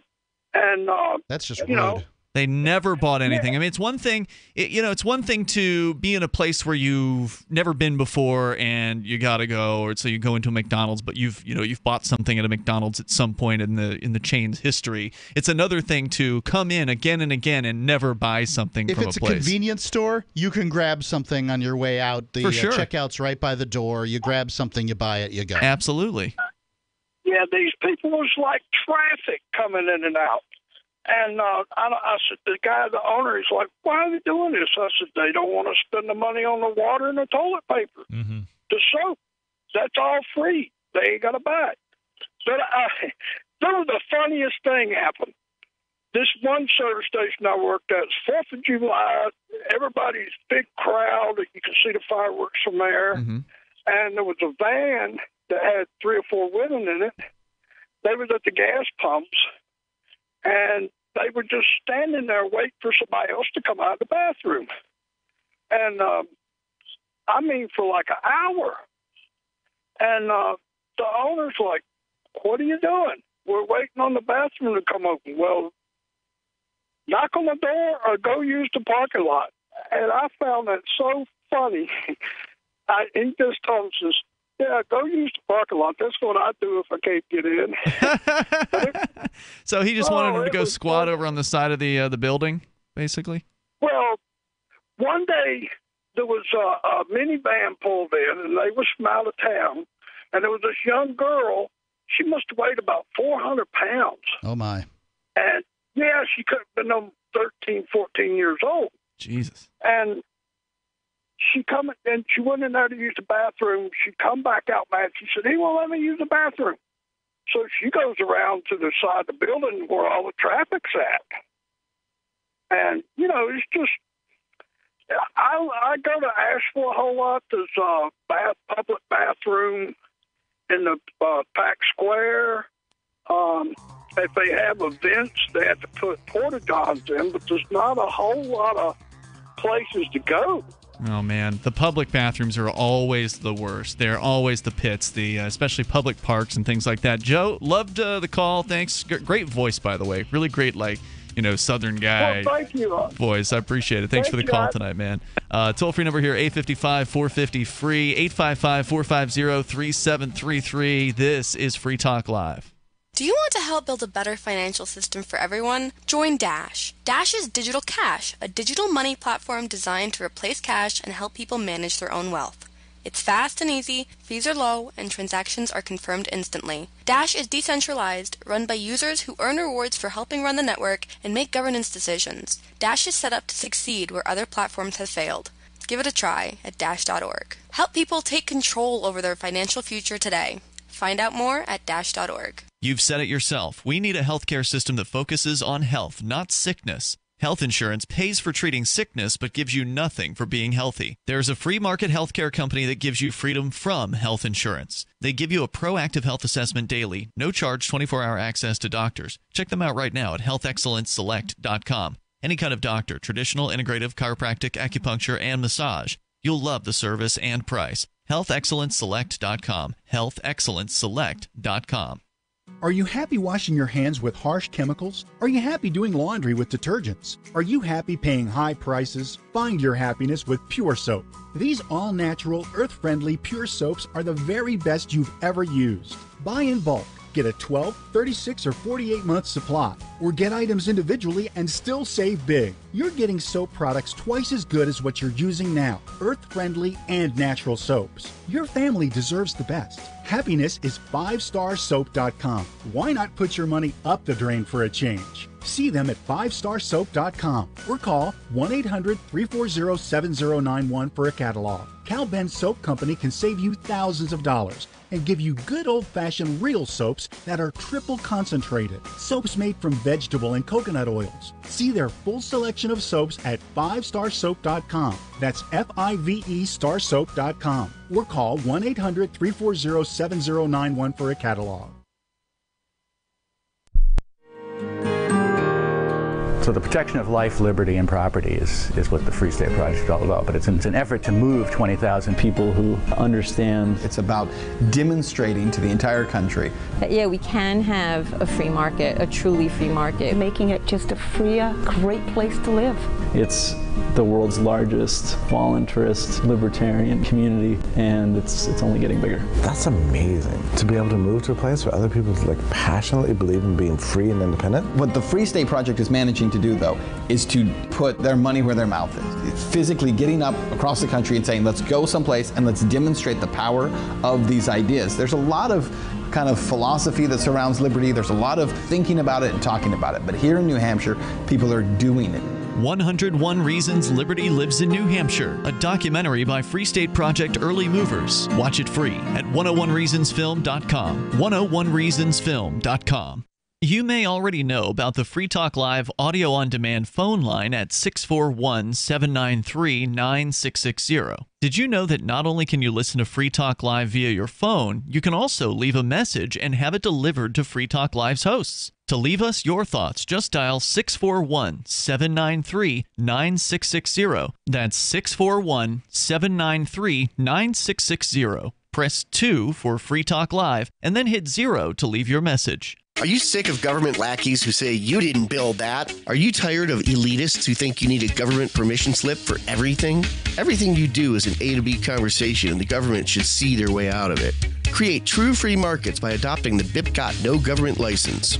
The BIPCOT NoGov license allows use or modification of any product, service, or software except by governments or government agents. Go to BIPCOT.org. That's Bravo, India, Papa, Charlie, Oscar, Tango.org. While our satellite channel is free to listen to, it's not free for us. You can help us cover our satellite costs with the chip-in on the right side of the page at LRN.FM.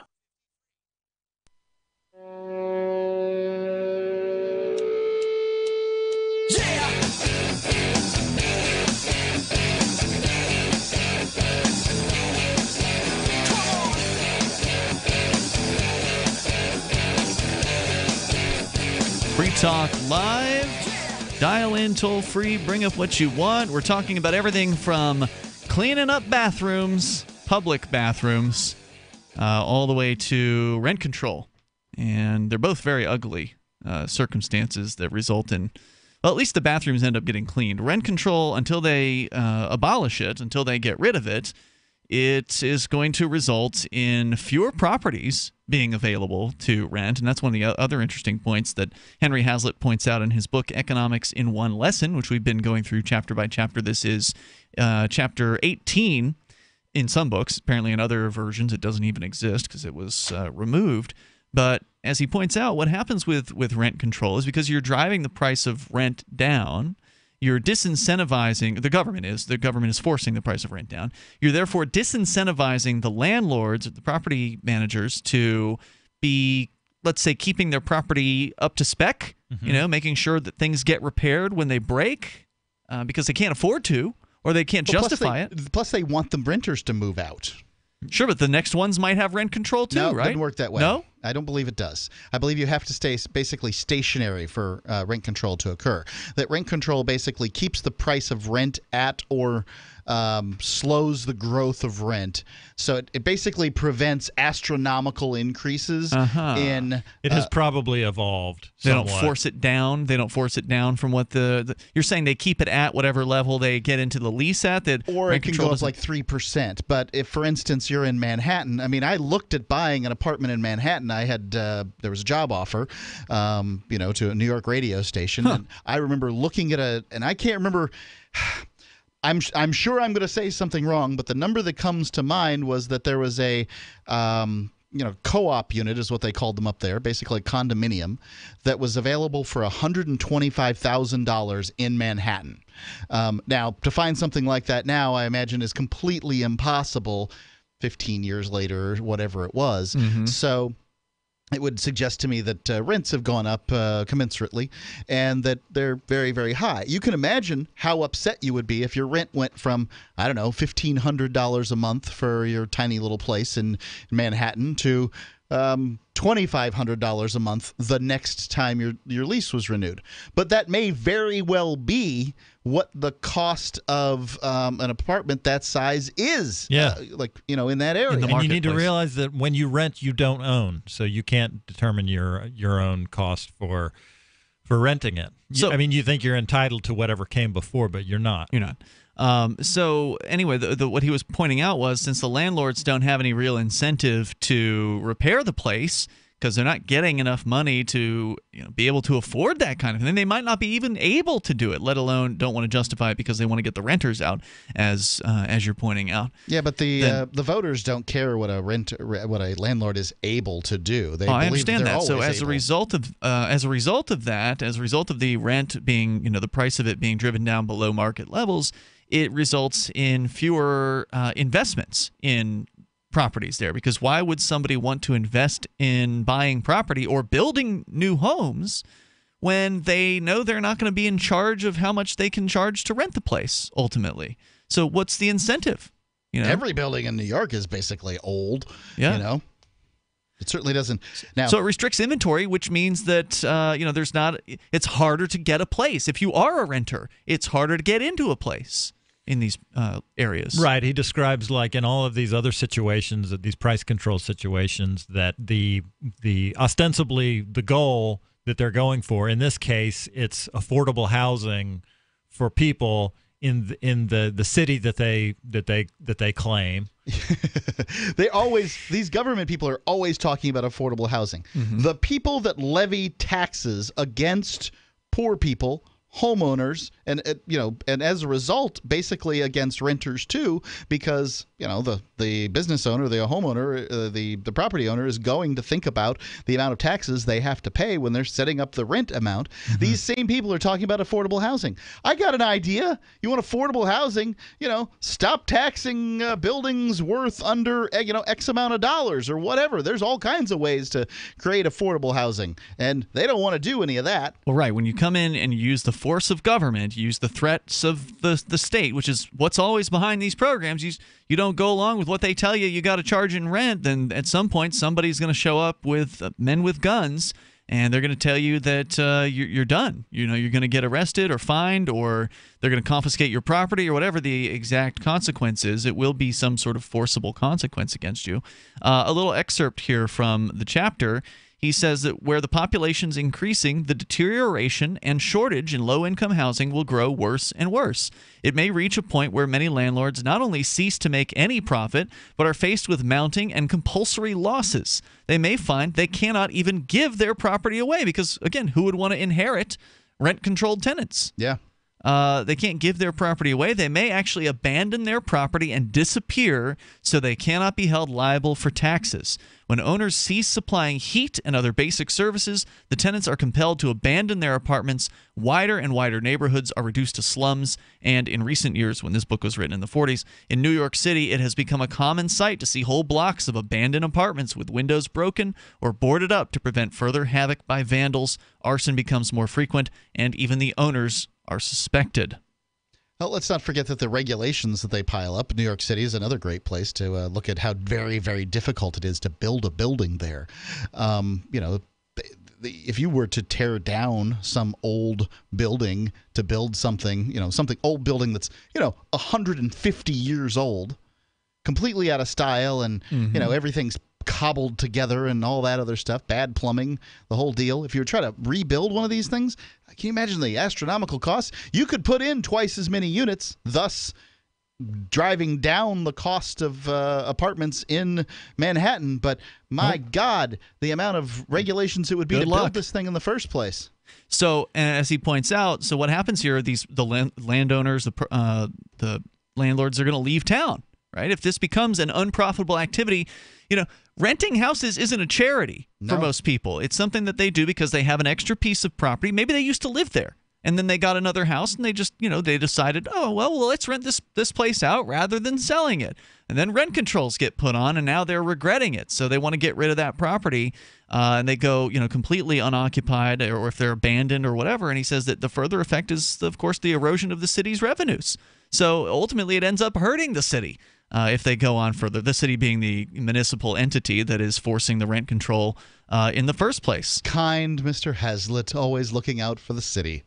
I liked his description of the slumlord in this chapter, as a person who basically is a product of these rent controls. Right, they didn't want to be a slumlord, is what he says. Right? Yeah, but there's this antagonism between the property owner and the tenants that is just necessarily created by rent controls, where the landlord does not want you in that unit, and he's got every incentive to make you unhappy with it because he can't make a profit on it. He doesn't want it, but he's vilified as a slumlord.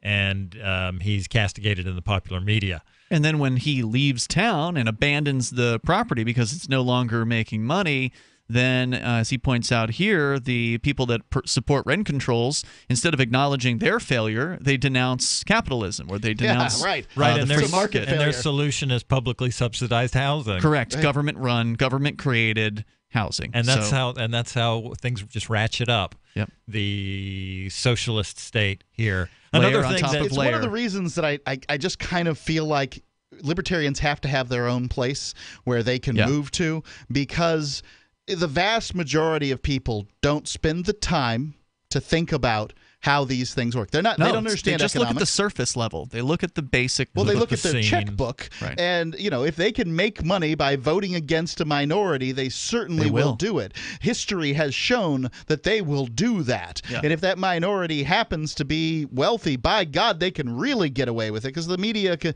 The media will back them, and it'll be popular. The story out there, the story behind rich people being bad is tremendous. The story behind poor people being bad is tremendous too. But it's some of it's true and some of it's not. Like, some people are poor for no reason of their own. So great. Yeah. But that doesn't have anything to do with the landlord. The landlord is a person who's trying to make money doing something by providing a service. You're going to vilify those people. They're less likely to provide the service, or certainly less likely to do it well. Let's talk to Marcia in Albuquerque, listening to Kiva. Go ahead, Marcia. Yes, I wanted to say there's rent control and there's rent stabilization. Okay. I know something about it because we lived in a rent-controlled apartment. And Where was your rent-controlled apartment? The rent-controlled apartment, I'll give you the address. No. I just want, what city? What city? It was in Queens. It was in Rego Park, Hang New on. York. I want to get the rest of your story. If you can hang through the news, we're going to bring you back. Okay, Marcia? More in moments here. Our toll-free number is 855-450, free like freedom, 855-450-3733. This is Free Talk Live. You have probably heard about Bitcoin and virtual currencies, but you don't really know what to do next. Maybe you feel like they have already passed you by. Nothing could be further from the truth. Bitcoin is an emergent technology still. It's still in beta and it is sweeping the globe. All the information that you need to learn about Bitcoin is at bitcoin.com. Go to your browser, type in bitcoin.com, choose a wallet program, get Bitcoins, and then spend Bitcoins. Bitcoin.com, the only site you need to know for virtual currencies. Bitcoin.com. Free Talk Live has partnered with Amazon, the largest internet retailer. Imagine a department store category, and Amazon has it. Books, electronics, office products, furniture, jewelry, automotive, toys, clothing, sporting goods, and dozens of other categories. Now you can shop and support Free Talk Live by entering Amazon through our website. Go to shop.freetalklive.com, and Amazon will send us a portion of your purchase. You're going to do the shopping anyway, so remember to enter through our site at shop.freetalklive.com. That's shop.freetalklive.com.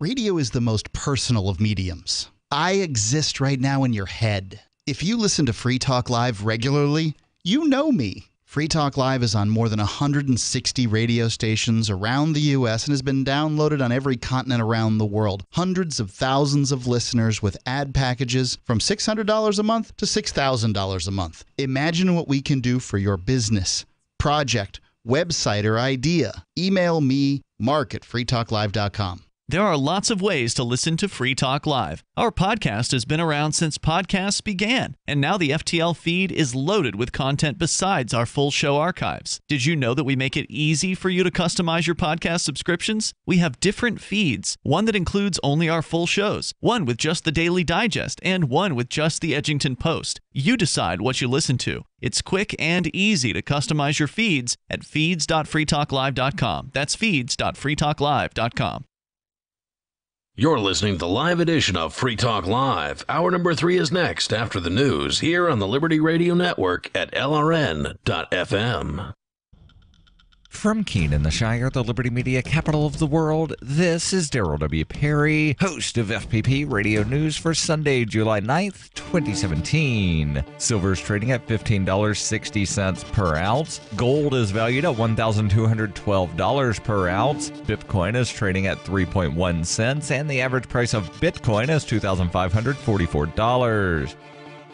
Antiwar.com reports the Pentagon's latest massive undercount of the civilian death toll in coalition airstrikes against Iraq and Syria has shown a significant spike in the death toll, putting the latest official count at 603 civilians between the start of the air war and the end of May. The figure is rising a lot faster than it used to, growing by scores months now instead of by single-digit numbers, reflective of the general trend of soaring death tolls as U.S. strikes concentrate on densely populated civilian targets. They're still wrong, however, and wrong in a big way. The official number of 603 killed is less than 1/7 of the figure by air wars, which puts the civilian death toll in the same period at 4,354. This is because incidents with hundreds of civilians killed are often revised downward by the Pentagon to just a handful, and smaller incidents where only a dozen or so are killed tend to be ignored altogether. It is noteworthy, however, that the Pentagon is getting the trend exactly right, showing the spike in the civilian deaths exactly when the NGOs did, albeit with much less realistic numbers, and even notes that the massive numbers of civilians killed in recent months have been in the area around Mosul.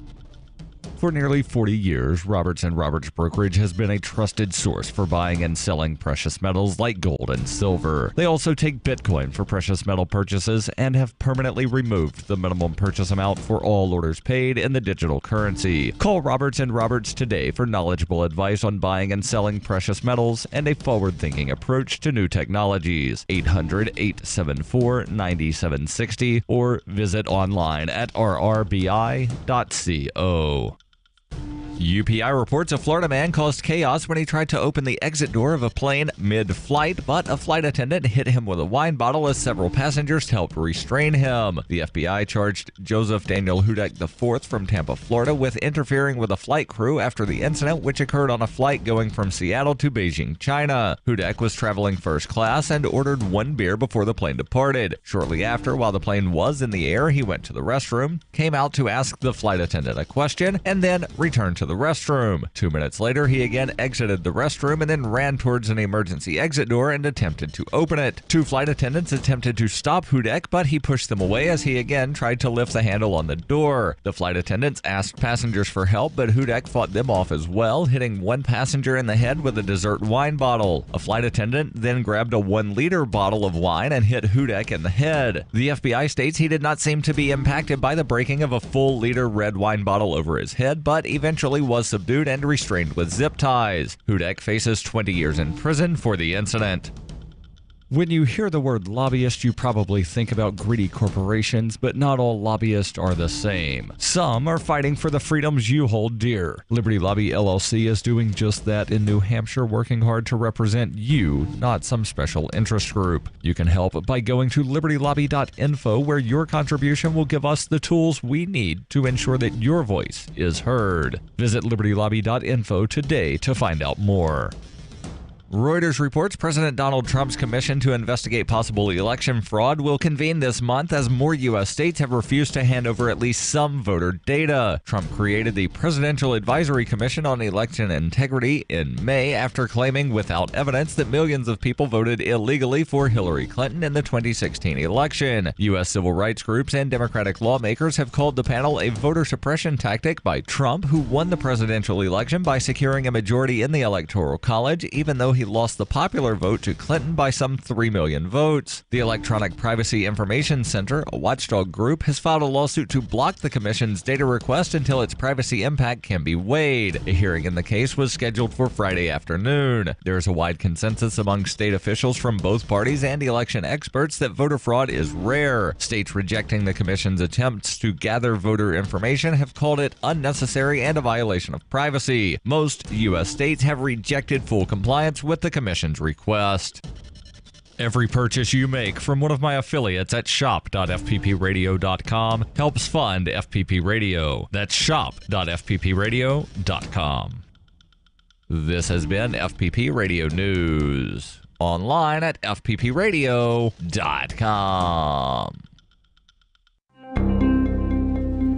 According to a groundbreaking study on anxiety disorders published this week in the New England Journal of Medicine, researchers have discovered that feelings of anxiety can be completely resolved as long as people think about them real hard.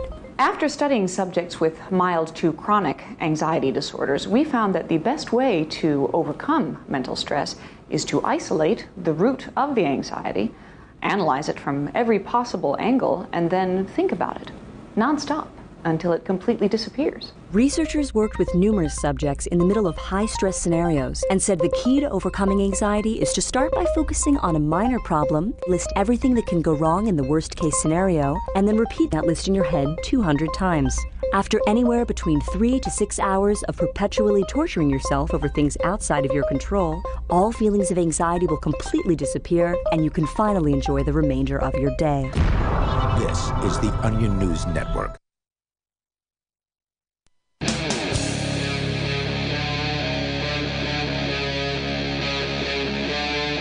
Free Talk Live.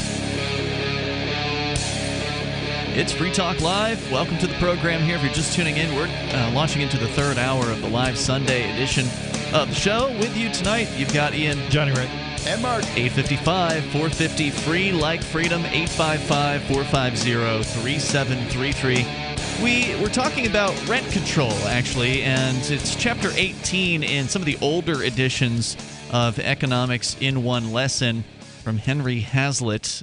He apparently took it out at some point. The book that I have here was copyright in 1979, so this isn't exactly an old edition for a book that was written in 1946. But apparently, at some point later, they removed the rent control chapter. Does it say which edition it is? I suppose if it doesn't say, then it's probably the first edition. But I thought the second edition came out sometime in the 70s. Okay. Preface to the first edition. This may be the first edition, which is strange. Like, why would they put the newer date on it if it was? Everybody wants the original anyway. I see. So anyway, we were talking about rent control, and Marcia had called in from Albuquerque, listening to Kiva. Marcia, you just barely had a chance to get a few words out in the very end of the last segment in the last hour, and you were talking about rent stabilization versus rent control. What's the difference? You pay more money, actually, and you don't have rent control. I think they can raise you.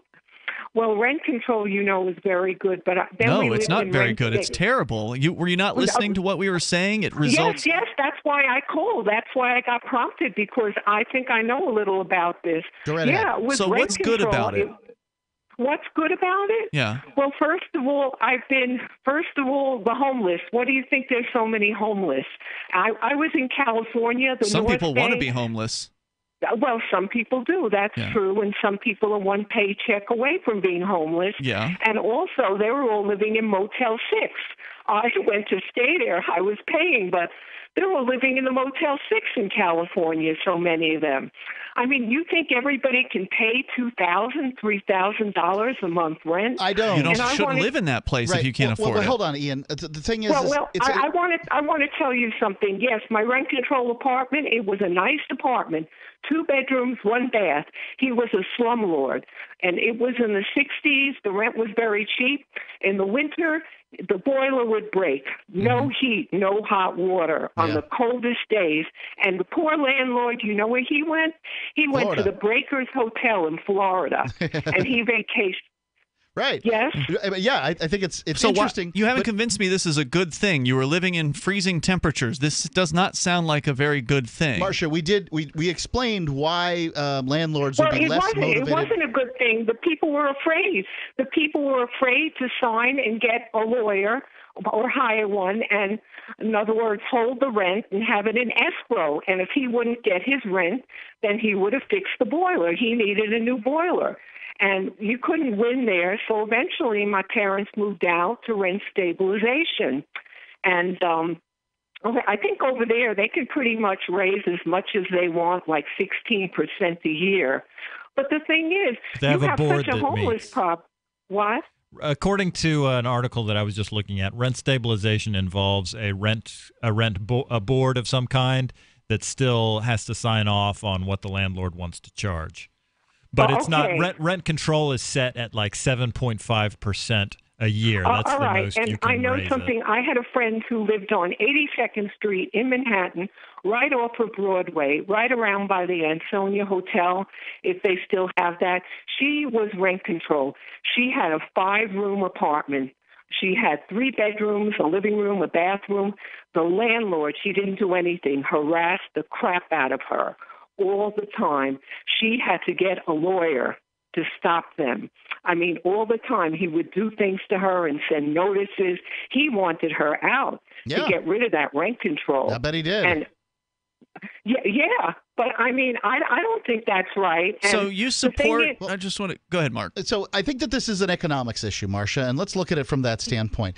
It is economic. It's supposed to be. Your housing is supposed to be 1/3 of your income, not 3 paychecks or 4 paychecks. And why do you think so many people in New York are doubling up? But in New York, it was always hard to get. Because it's expensive to live there.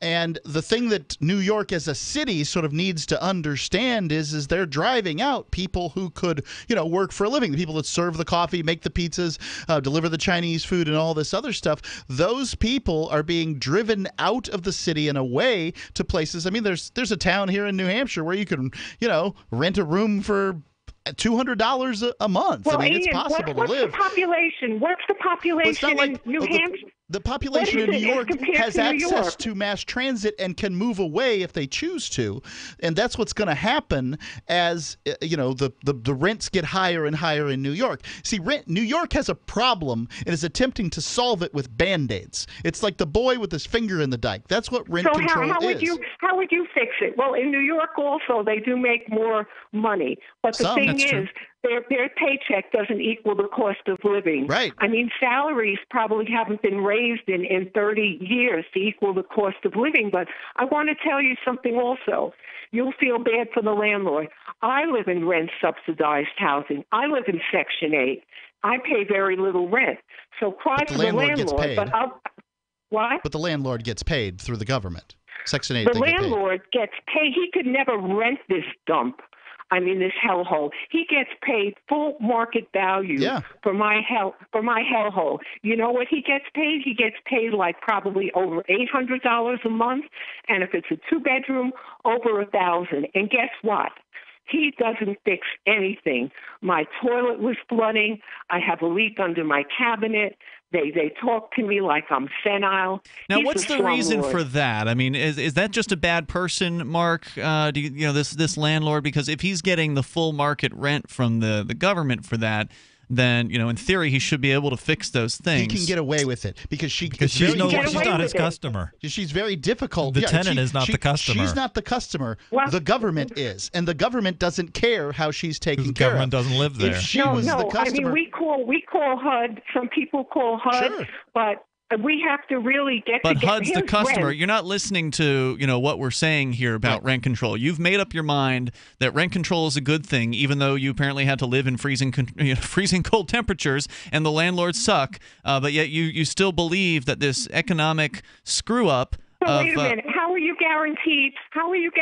Even if you pay $3,000 a month, that the landlord's going to give you everything you want? You can put it in because the lease. If it's at market value, that means there's something else on the market in competition with that, and you can pick up and leave. I mean, there's always going to be problems with any place you live, and if you rent, that means the problem is with the landlord. But if you're at a market value, you're the customer, and the customer gets to decide where they do business. And if there's another house available, but in a rent control marketplace, there might not be any other houses. There certainly isn't going to be one at the rate that you're wanting to buy at if it's rent control. So then you'll feel like you're stuck there. You are stuck there. Hazlitt talks about how some cities will give property owners the ability to rent out luxury units that they may charge whatever price they want for. So then you've got this split between the rich and the poor, and they all hate each other.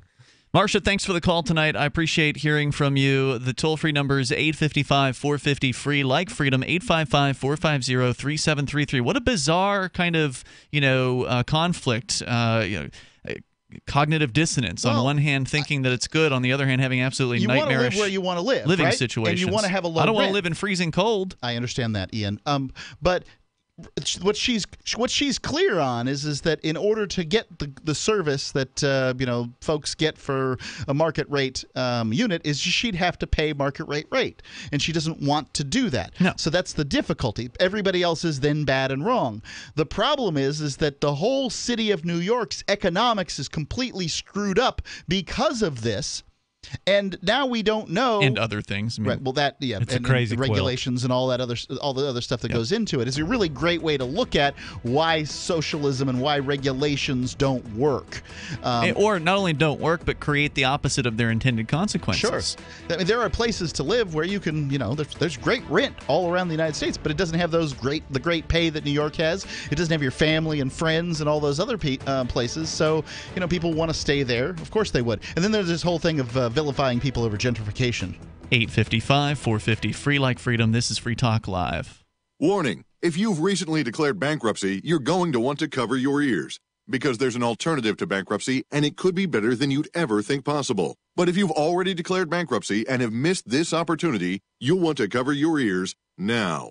Here it is. Right now, the company that has resolved more credit card debt than anyone in the U.S. may be able to settle your debt, too. You can resolve your debt with one low monthly program payment. If you call right now and qualify, Freedom Debt Relief will show you how low your monthly program payment could be for free. Call now, 1-800-660-1581. That's 1-800-660-1581. If you're struggling with debt, this could be your answer. And the bigger your debt, the more money you could save. To find out for free how much of your hard-earned money Freedom Debt Relief could help you save, call now. 1-800-660-1581. 1-800-660-1581. 1-800-660-1581. It's about time something new came along for better selling and buying online. And I found it. What now, Marge? It's buysellmakeoffer.com. Never heard of it. It's a brand new company. That's why you've never heard of it. It's the newest and best way to sell any products online. I did all the research. Sell my car? Yes. Our home? Yep. My golf bag? Your golf clubs. All of them. How about your purse collection hoard? Hey, now. You said any product. Right. I did. We get 30 days free. And membership is only $9.95. Yep. And buysellmakeoffer.com will never charge item fees, ever. Never. And this is cool. Listen to this. You can even use Skype or video to show your items. That's cool. Yes. All we have to do is go to the website, sign up, and then load our stuff to sell. I love this site. Buysellmakeoffer.com. Buysellmakeoffer.com. You got it? Buysellmakeoffer.com. Buysellmakeoffer.com. Better selling, better buying. If you're looking for work, you know what I mean by elevator speech. It's the short version, saying just enough to make the listener want to listen more. Even if you're not a job seeker, effective communication skills have never been more important, with money and attention so scarce now. So to cut through the clutter, choose every single word as though it was the last word the person you're speaking to will hear. Otherwise, it might be. Instead of saying, due to the fact that, say, because. And avoid mispronunciations. Say jewelry, not jewelry, which could offend. Undoubtedly, you don't want to say undoubtedly. And whatever you do, never use a preposition to end a sentence with. Just kidding. For more tips, hit survivalspeech.com. I'm Holland Cook. DVD, books, music, instruments, periodicals, computers, software, electronics, photo, cell phones, office products, home and garden, bed and bath, furniture, kitchen, pet supplies, automotive, hardware, apparel, shoes, jewelry, grocery, healthcare, sports and outdoors, toys, games, used, and more. It's a department store at your fingertips. Shop.freetalklive.com. Get all your shopping done, get a great deal, and a portion of your purchase goes to benefit Free Talk Live when you enter Amazon via shop.freetalklive.com. This Your Family Today tip is brought to you by Stouffer's, helping bring your family together with wholesome dinner options, even on the busiest of nights. Find dinner table ideas to bring your family together at letsfixdinner.com. To get kids involved in dinnertime conversation, ask specific questions, not broad ones. Instead of what happened today at school, try what was the best thing that happened today. The more specific you are, the more they'll have to say. For more tips like these, visit us at parenthood.com/yourfamilytoday. Help get LRN.FM into more ears. Visit promote.lrn.fm for a free bumper sticker, flyers, banners, graphics, and more. Promote.lrn.fm.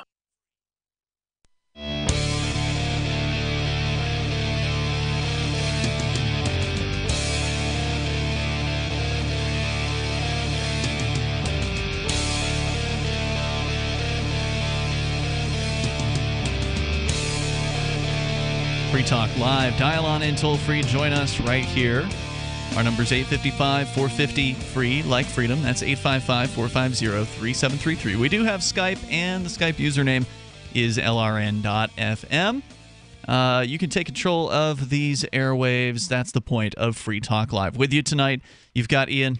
Johnny Ray. And Mark. Do you want to help build a better financial system for everyone? Join Dash. Dash is digital cash. It's a digital money platform designed to replace cash and help people manage their own wealth. It's fast, private, and easy. Fees are low, and transactions are fast and can even be confirmed instantly. You can pay anyone, anywhere in the world, anytime for just pennies on the dollar.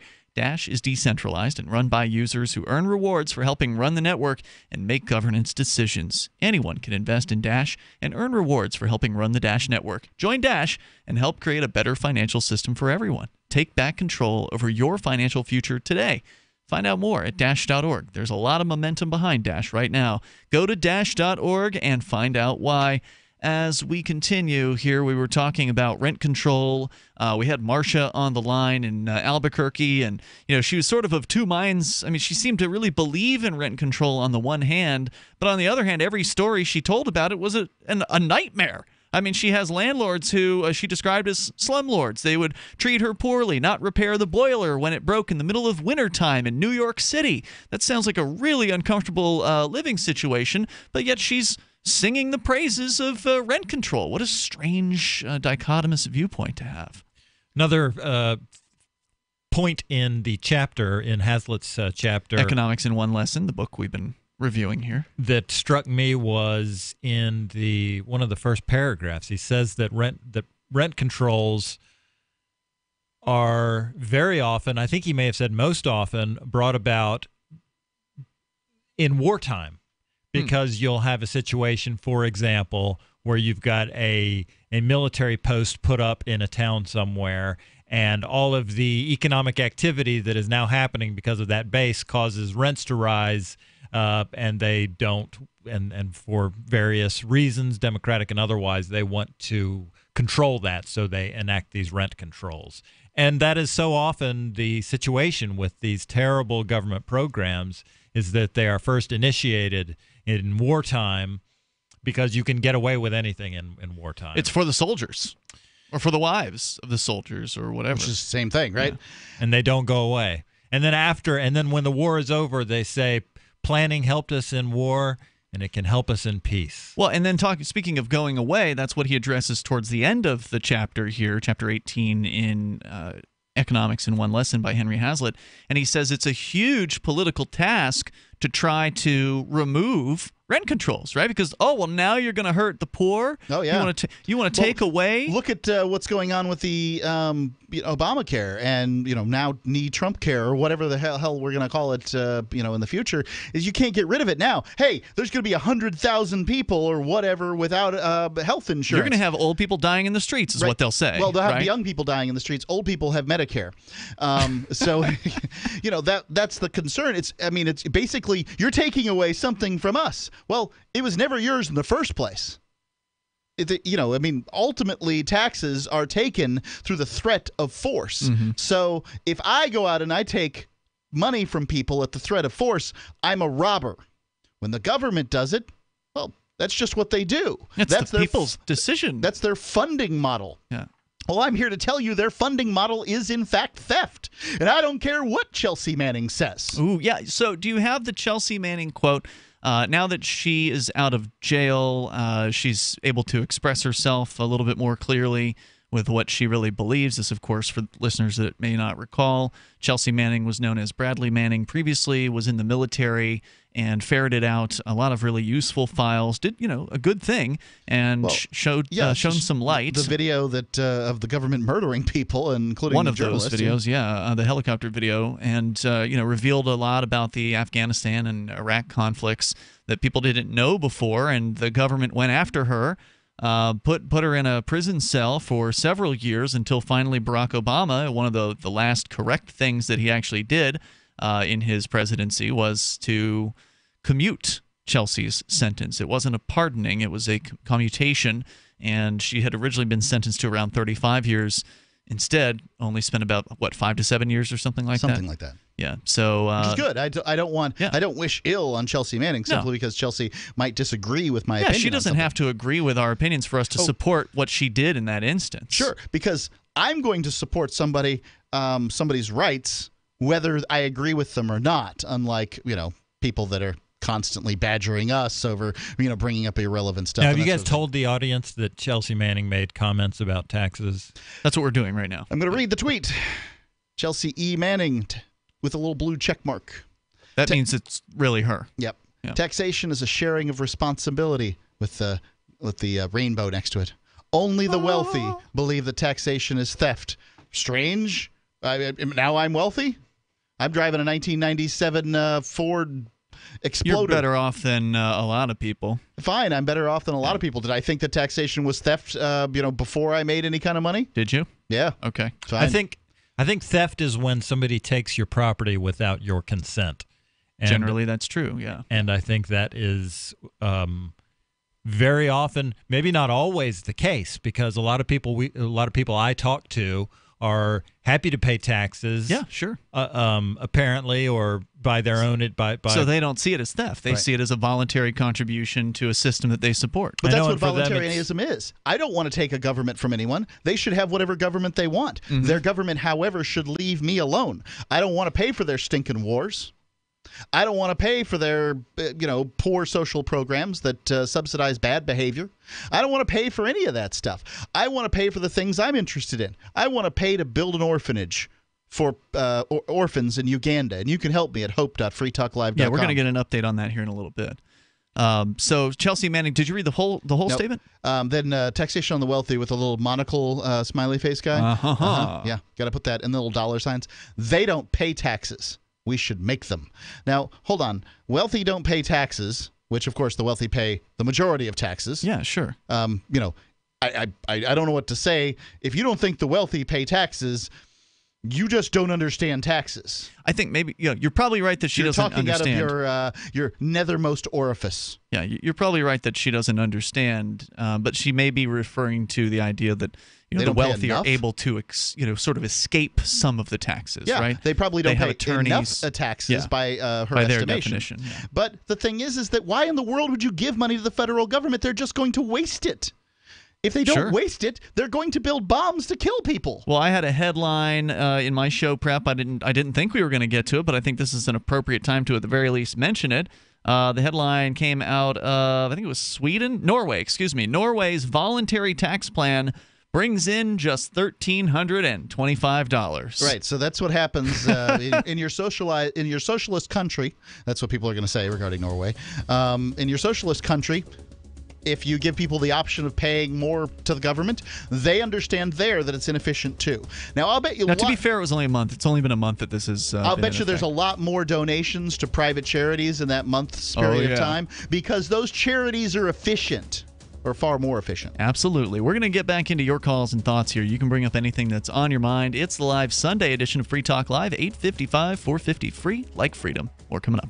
Lifetime Gray's 100% grass-fed beef has the health benefits you seek. When compared to conventional beef, it offers good fats while virtually eliminating the bad. That's the result of cattle who never eat grain, ever. Rich in antioxidants, including vitamin E, C, beta-carotene, and CLA. No artificial hormones, antibiotics, or other drugs. For all our fresh, non-cooked products with only 100% grass-fed beef, go to MidasResources.com. Use voucher code GCN to get 30% off your order. MidasResources.com or find us on Facebook.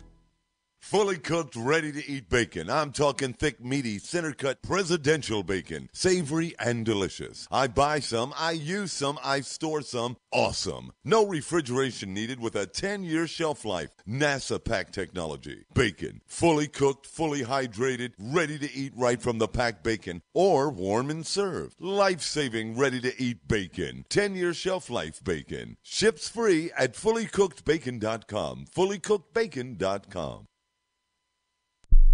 Free Talk Live. Well, let's say that the Chinese troops decide to come over here because the local governments here have asked them to come here and help out with things, to controlling traffic and stuff like that. Would you be all right with that? If you were polled, would you say you're cool and great? It would depend on, no, I wouldn't like it, but it would also depend on the situation. If I had a group of radicals, say Christians, going around, terrorizing and bombing and killing other religious sects because they didn't believe in what they believe in, and we needed help. Yeah, I may at that point. Now, what if it's not like we have a group of people. What if some of those Chinese troops by accident killed, say, your wife?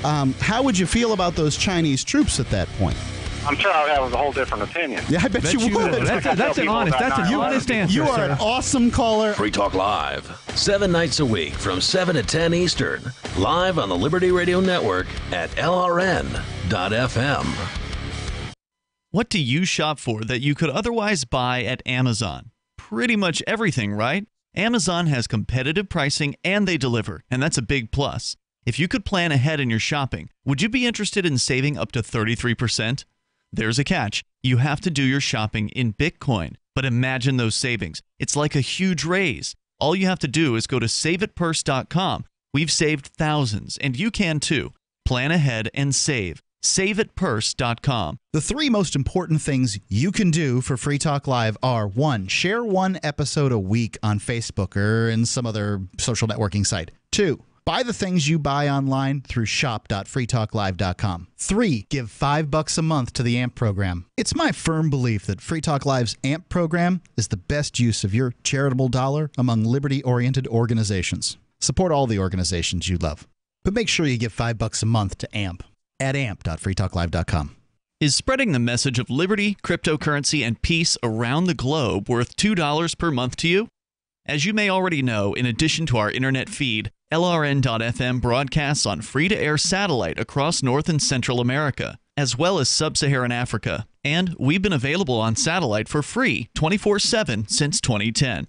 The LRN.FM free-to-air satellite signal is reaching some of the most oppressive regimes in the world, and there's no doubt our ideas are making an impact. You can learn more about the channel's impact by watching the 3-minute video at fund.lrn.fm. If you'd like to help free minds globally with our ideas of liberty, cryptocurrency, and peace, you can donate as little as $2 per month via fund.lrn.fm. You can help us continue and expand our satellite broadcast to multiple continents. Visit fund.lrn.fm today, and thank you for your help. Don't forget to share the link on social media. That's fund.lrn.fm. This is the Liberty Radio Network, broadcasting the latest liberty-oriented audio content 24 hours a day at lrn.fm.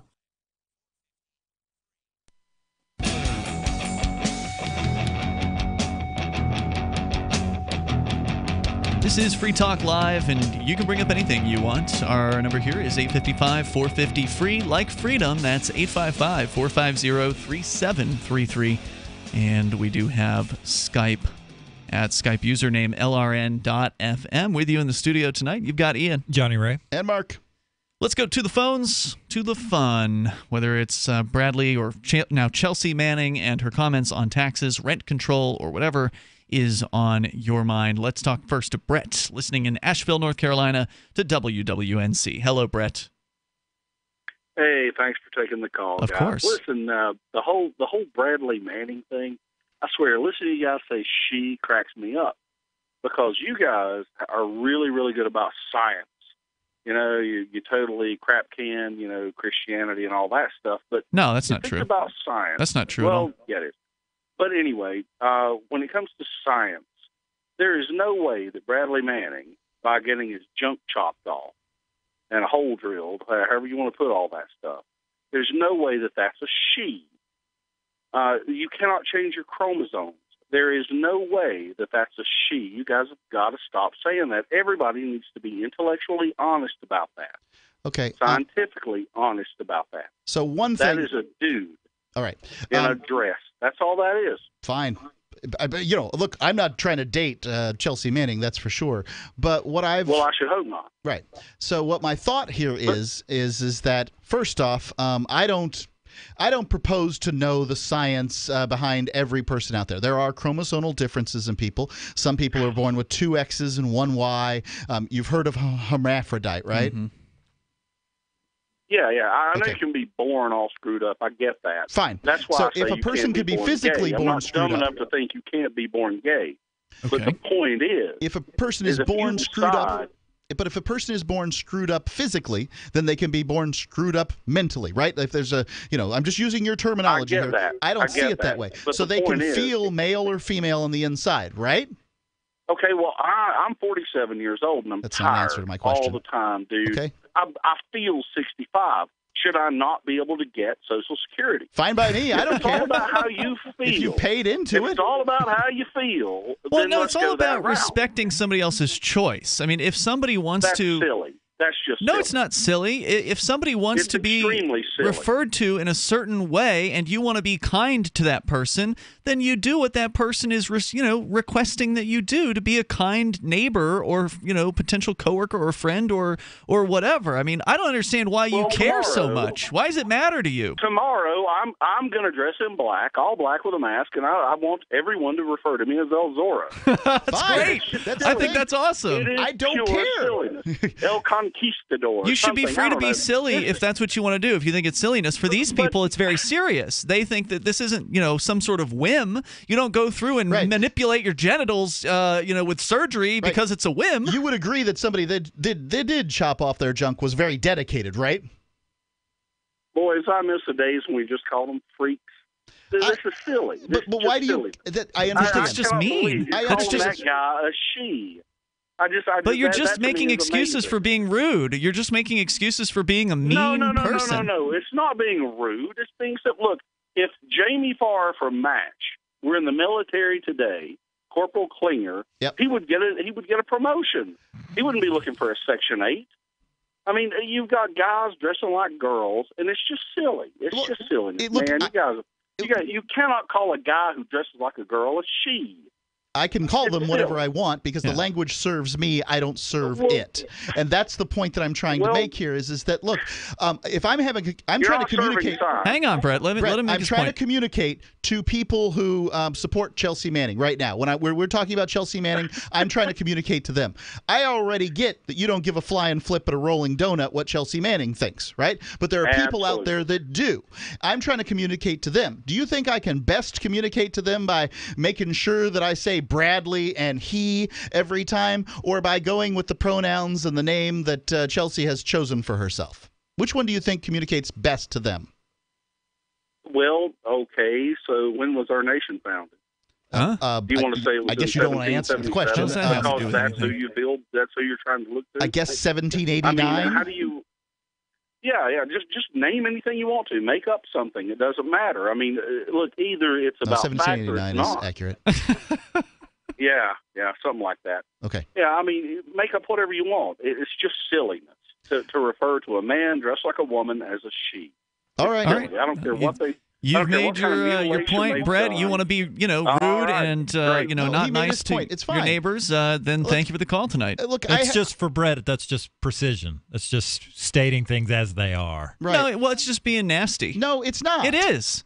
I think he called him a freak, I Mark. think it does kind of come from. That's what he said. Well, look, he said messed up, right? Like he said, I want to call him a freak. I miss the days when we called him freaks. Okay, that's what he said. And look, what is a freak? A freak is somebody who deviates from the norm. Is that correct? Yes. I mean, it's a nasty word to say, but it is true, correct?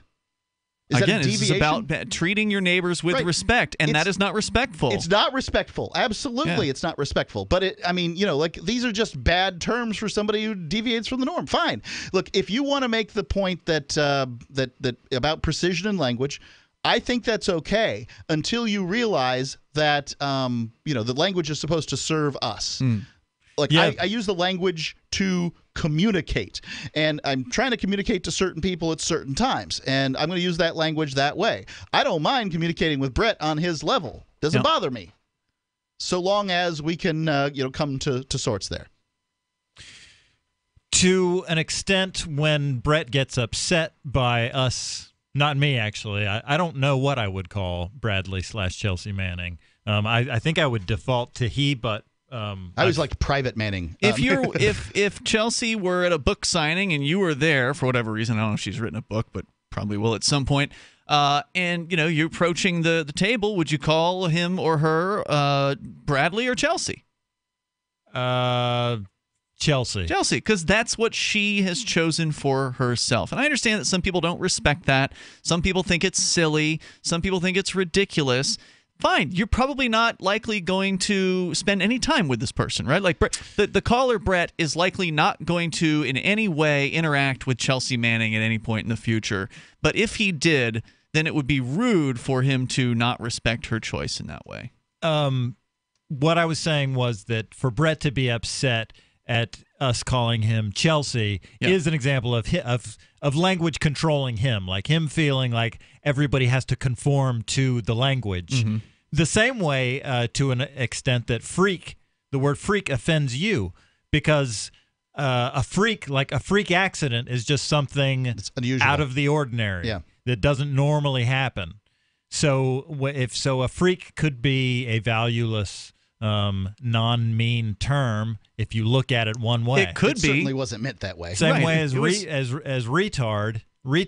Something that is retarded is just something slowed. That does its thing after other people, after the normal thing will do it. I remember the Coming to America scene where his mama called him Cassius. His name Cassius. Do you remember this?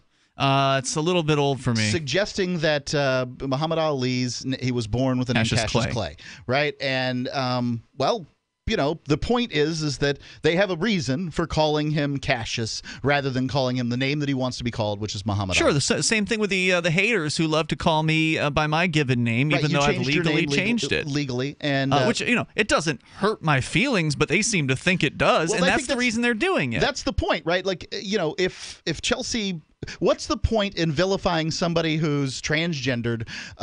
What's the point in making them feel bad so that they'll act and live in a different body and maybe commit suicide because they're so upset about it or whatever? Yeah, great point. It's just like you haven't got better things to do with your life. That's what I asked him. Why do you care? Right. Well, that's a different question. Have you nothing better to do? Is there nowhere in the world that we can focus our efforts to make it a better place than worrying about whether or not some percentage of men wear dresses and women wear ties or whatever? This is a phenomenon that is happening with our youth more so than before, and that's a legitimate concern that our kids think they can change their gender, but they can't because they're not changing their chromosomal makeup. They're just making cosmetic and plumbing. If it makes them happy, shifts. we used to shave our heads into mohawks. Who cares? There's more coming up here in moments. 8:55, 450, free like freedom. It's Free Talk Live.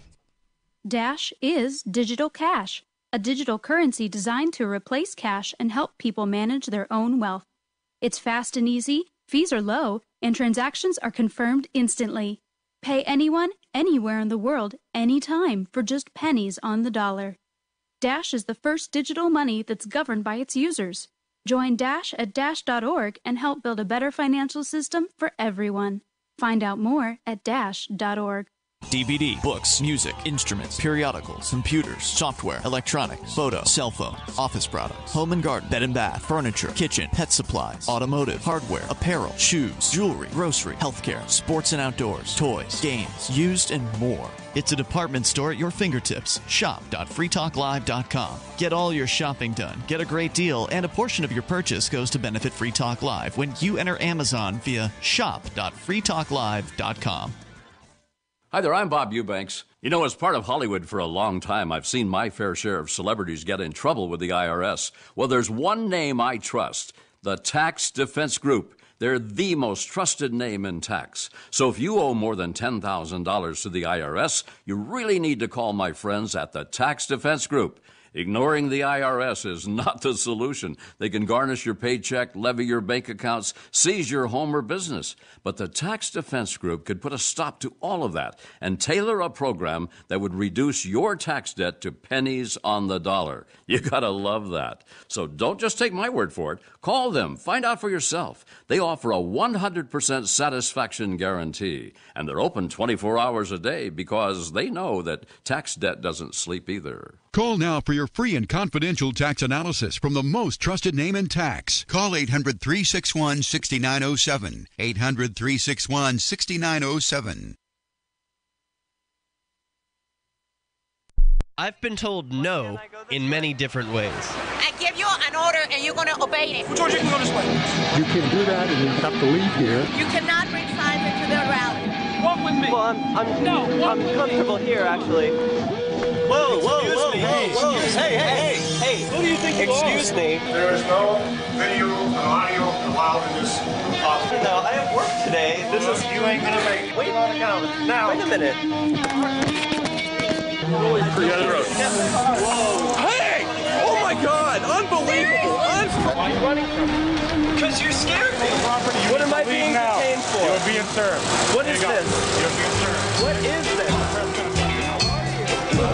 Bureaucrats have a funny way of telling people no. That's the sound of the men working on the chain. Derek J's Victimless Crime Spree.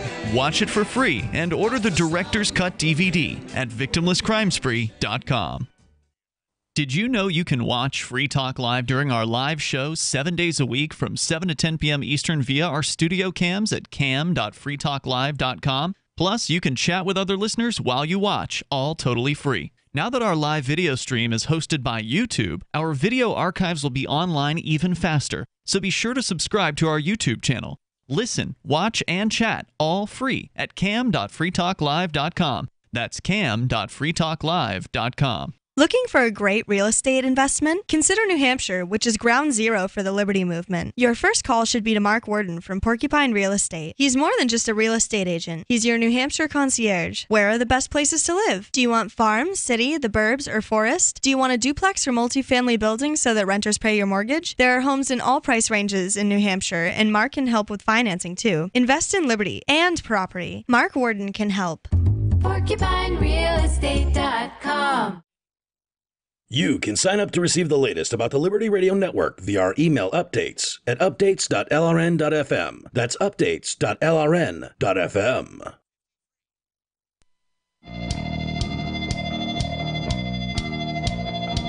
It's Free Talk Live. Moments remain, but enough time for you if you join us here right now. Our number is 855-450-FREE, like freedom, 855-450-3733. Mark, you mentioned briefly the plan that is in the it's happening now. It is being built, this Ugandan orphanage in Jinja, Uganda. You give it a quick drop of a mention earlier, but what's it all about? What's happening over at hope.freetalklive.com? We're building an orphanage in Uganda for about... No, you're not. You're not slinging any bricks around. Well, I'm involved You're in the helping building. but you're helping fund the building of the orphanage. That's not building? I don't think so. The people who are doing the actual work are the ones building I it. think, if I were paying somebody to build a house, then I would say, we're building a house right now. Okay, referring fair to my enough. family. I mean, we're involved in the building of this orphanage, Ian. It has we've been critical in assisting with that, for sure. And when I say we, you're thinking The you listeners. and I. The But listeners. it's really, frankly, the listeners that are involved. And Jax and Cell 411. Right. Jax, Jax.io, getsell411.com. They're matching everybody's donation dollar for dollar. So that makes basically you donate one, there's three. People are donating. They're doubling the matching. Yeah. They're donating between $10 and sometimes $50, sometimes $100. Very generous. Yeah, it's great. And it gets turned, it gets tripled every time. And you're doing it sort of phase by phase. You're not throwing them, $50,000 at one moment. You're throwing them $1,000 or $2,000. It shouldn't cost $50,000 to build this, from what I I was just throwing a number out. You're giving them, you're sort of dripping out the money as they show progress in videos and photos. Right, they're putting in the conduit now so that they can run the electrical lines from the top floor to the bottom floor, that sort of thing. So the shell is done, no roof yet? There's no, we don't have the second floor up. I thought we did previously. It's just my ignorance and the pictures I'm looking at and that kind of thing. So the ceilings are a little higher than I thought they were. I just didn't know. Got it. But the first floor is done. They're now putting on the second floor. They're running the conduit through the floors so that, it'll be there. $600 worth of conduit, and that's probably all we're going to need from what I can tell. Then again, I may get another surprise. I don't know. They haven't been terribly costly, these surprises. Next thing that happens, he actually asked me whether I wanted to put the walls up first or the roof. I'm like, why are you asking me? You built a house once. I did, but I'm not running this project. I'm like, you leave that to the engineer. Yeah, isn't there one way that's better than the other? The impression I got was that the engineer's just basically saying, we can do one of these two next. And I'm like, I want nothing to do with that decision. How do you put a roof up if there's no walls? I mean, I'm not a construction guy. There's going to be supporting beams. I see. Columns that go up. So anyway, you can help these kids have a better place to live. All I want for these kids is to have a bed of their own. They're currently sleeping on the floor, basically head to toe. So if one of them has to go pee, they have to kick their way out of this room with no electricity. And I want them to have a place to wash their face and take a shower, have a little closet, and that way they can go to school and they can learn. And these kids have such joy. They're always sending videos where they're singing and saying hi and all that stuff. And it's been great. This has been a very edifying process. Please go to hope.freetalklive.com. It's hope.freetalklive.com. Let's go to your calls and thoughts. Greg is in New York, listening online. Go ahead, Greg. Hey, I call about food stamps, but again, you guys had a very interesting caller. Just wanted to respond about the Chelsea Manning thing. Sure. Go right ahead. Okay. Ben Shapiro does this kind of thing too. I think it's a complete waste of time. Who's that? To go up on stage. Ben Shapiro is a conservative, I guess.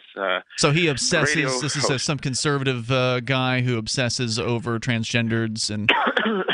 That's one of his topics. Gotcha. And I think it's a complete waste of time because honestly, it's like I give this analogy. Imagine if someone was born autistic, right? They're born autistic. They may have a great personality. They may be a very interesting person, but they're autistic. Like, you're basically going on stage saying, well, I refuse to just treat this person the way that they would want to be treated. I'm just going to yell all the time, that guy's autistic. Look at him. Right, just call them names. This is grade school, apparently, all over again.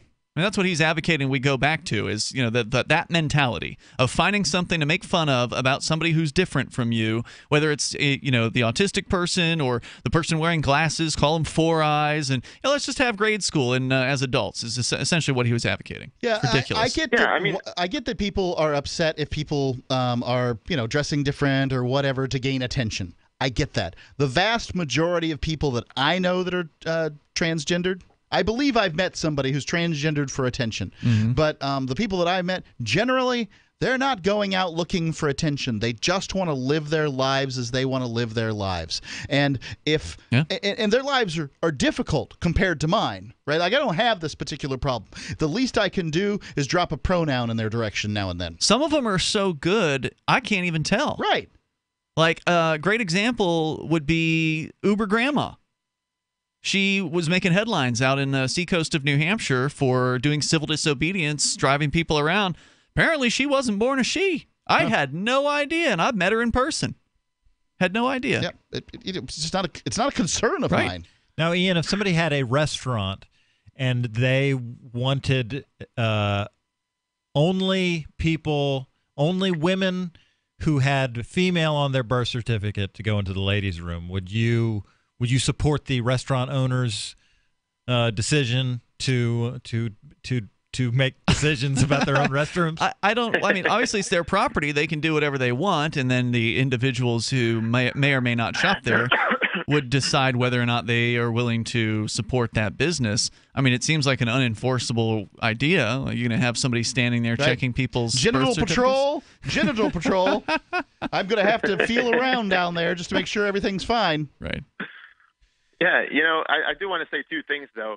There was a Canadian professor, I forgot his name. He talked about how you shouldn't be forced, though, by any law to use certain pronouns. So it should be a personal choice. Yeah, of course. That's my opinion. Of course, this is a societal change that, is either going to move ahead or it's going to get, roadblocked by people like the earlier caller. And if you try to force it, you're going to immediately have the lashback. Yeah. And I'm going to understand that lashback. Yeah, absolutely. Yep. And the other thing I just wanted to say, I'm surprised no one has said it, but it may be. I don't know Chelsea Manning, and I think that it was an incredibly brave thing that she did as Bradley Manning with revealing all that stuff. But I wonder if choosing to undergo gender reassignment surgery was maybe a rational choice, because if you go as a man into prison with other men, it might actually be worse for you than going with women because you might not be raped, for example. So maybe that was one of the... She never got moved to a women's prison, right? Not that I was aware of. I don't think so. I thought she was in a women's prison. No? I don't know. That's a good question. I can't say for sure on that. But I always thought that was one of the reasons why... Just to be clear, you're saying that if when Bradley changed to Chelsea, that increased her risk of prison rape is what you think? No, the other way. I'm saying that if you're a man and you're going to prison and the government is sending you to prison and you have a choice of going to a women's prison by going and undergoing gender reassignment surgery or getting raped for years, I think that some people might choose. I see what you're saying. You're saying that if you can get transferred by making a reassignment, then that might keep you safer. I'm sure that there's some places that was the case. I don't think the military had that reassignment situation going on, so I suspect that the stance was as the stance was. That it was a strong stance, and that it would probably put her in more danger. Didn't you say, Mark, that prison rape was overblown as far as it's? That was my experience. It was more prevalent. How common it is? More prevalent when I first went in than it was in Florida prison. As time went by. But I only went to one prison system for one period of time. Sure. Yeah, you don't have experience with all of it. I can tell you that when I was in jail, which is not the same thing as prison, almost every call, they call it Code 3, was like an emergency kind of fight going down call.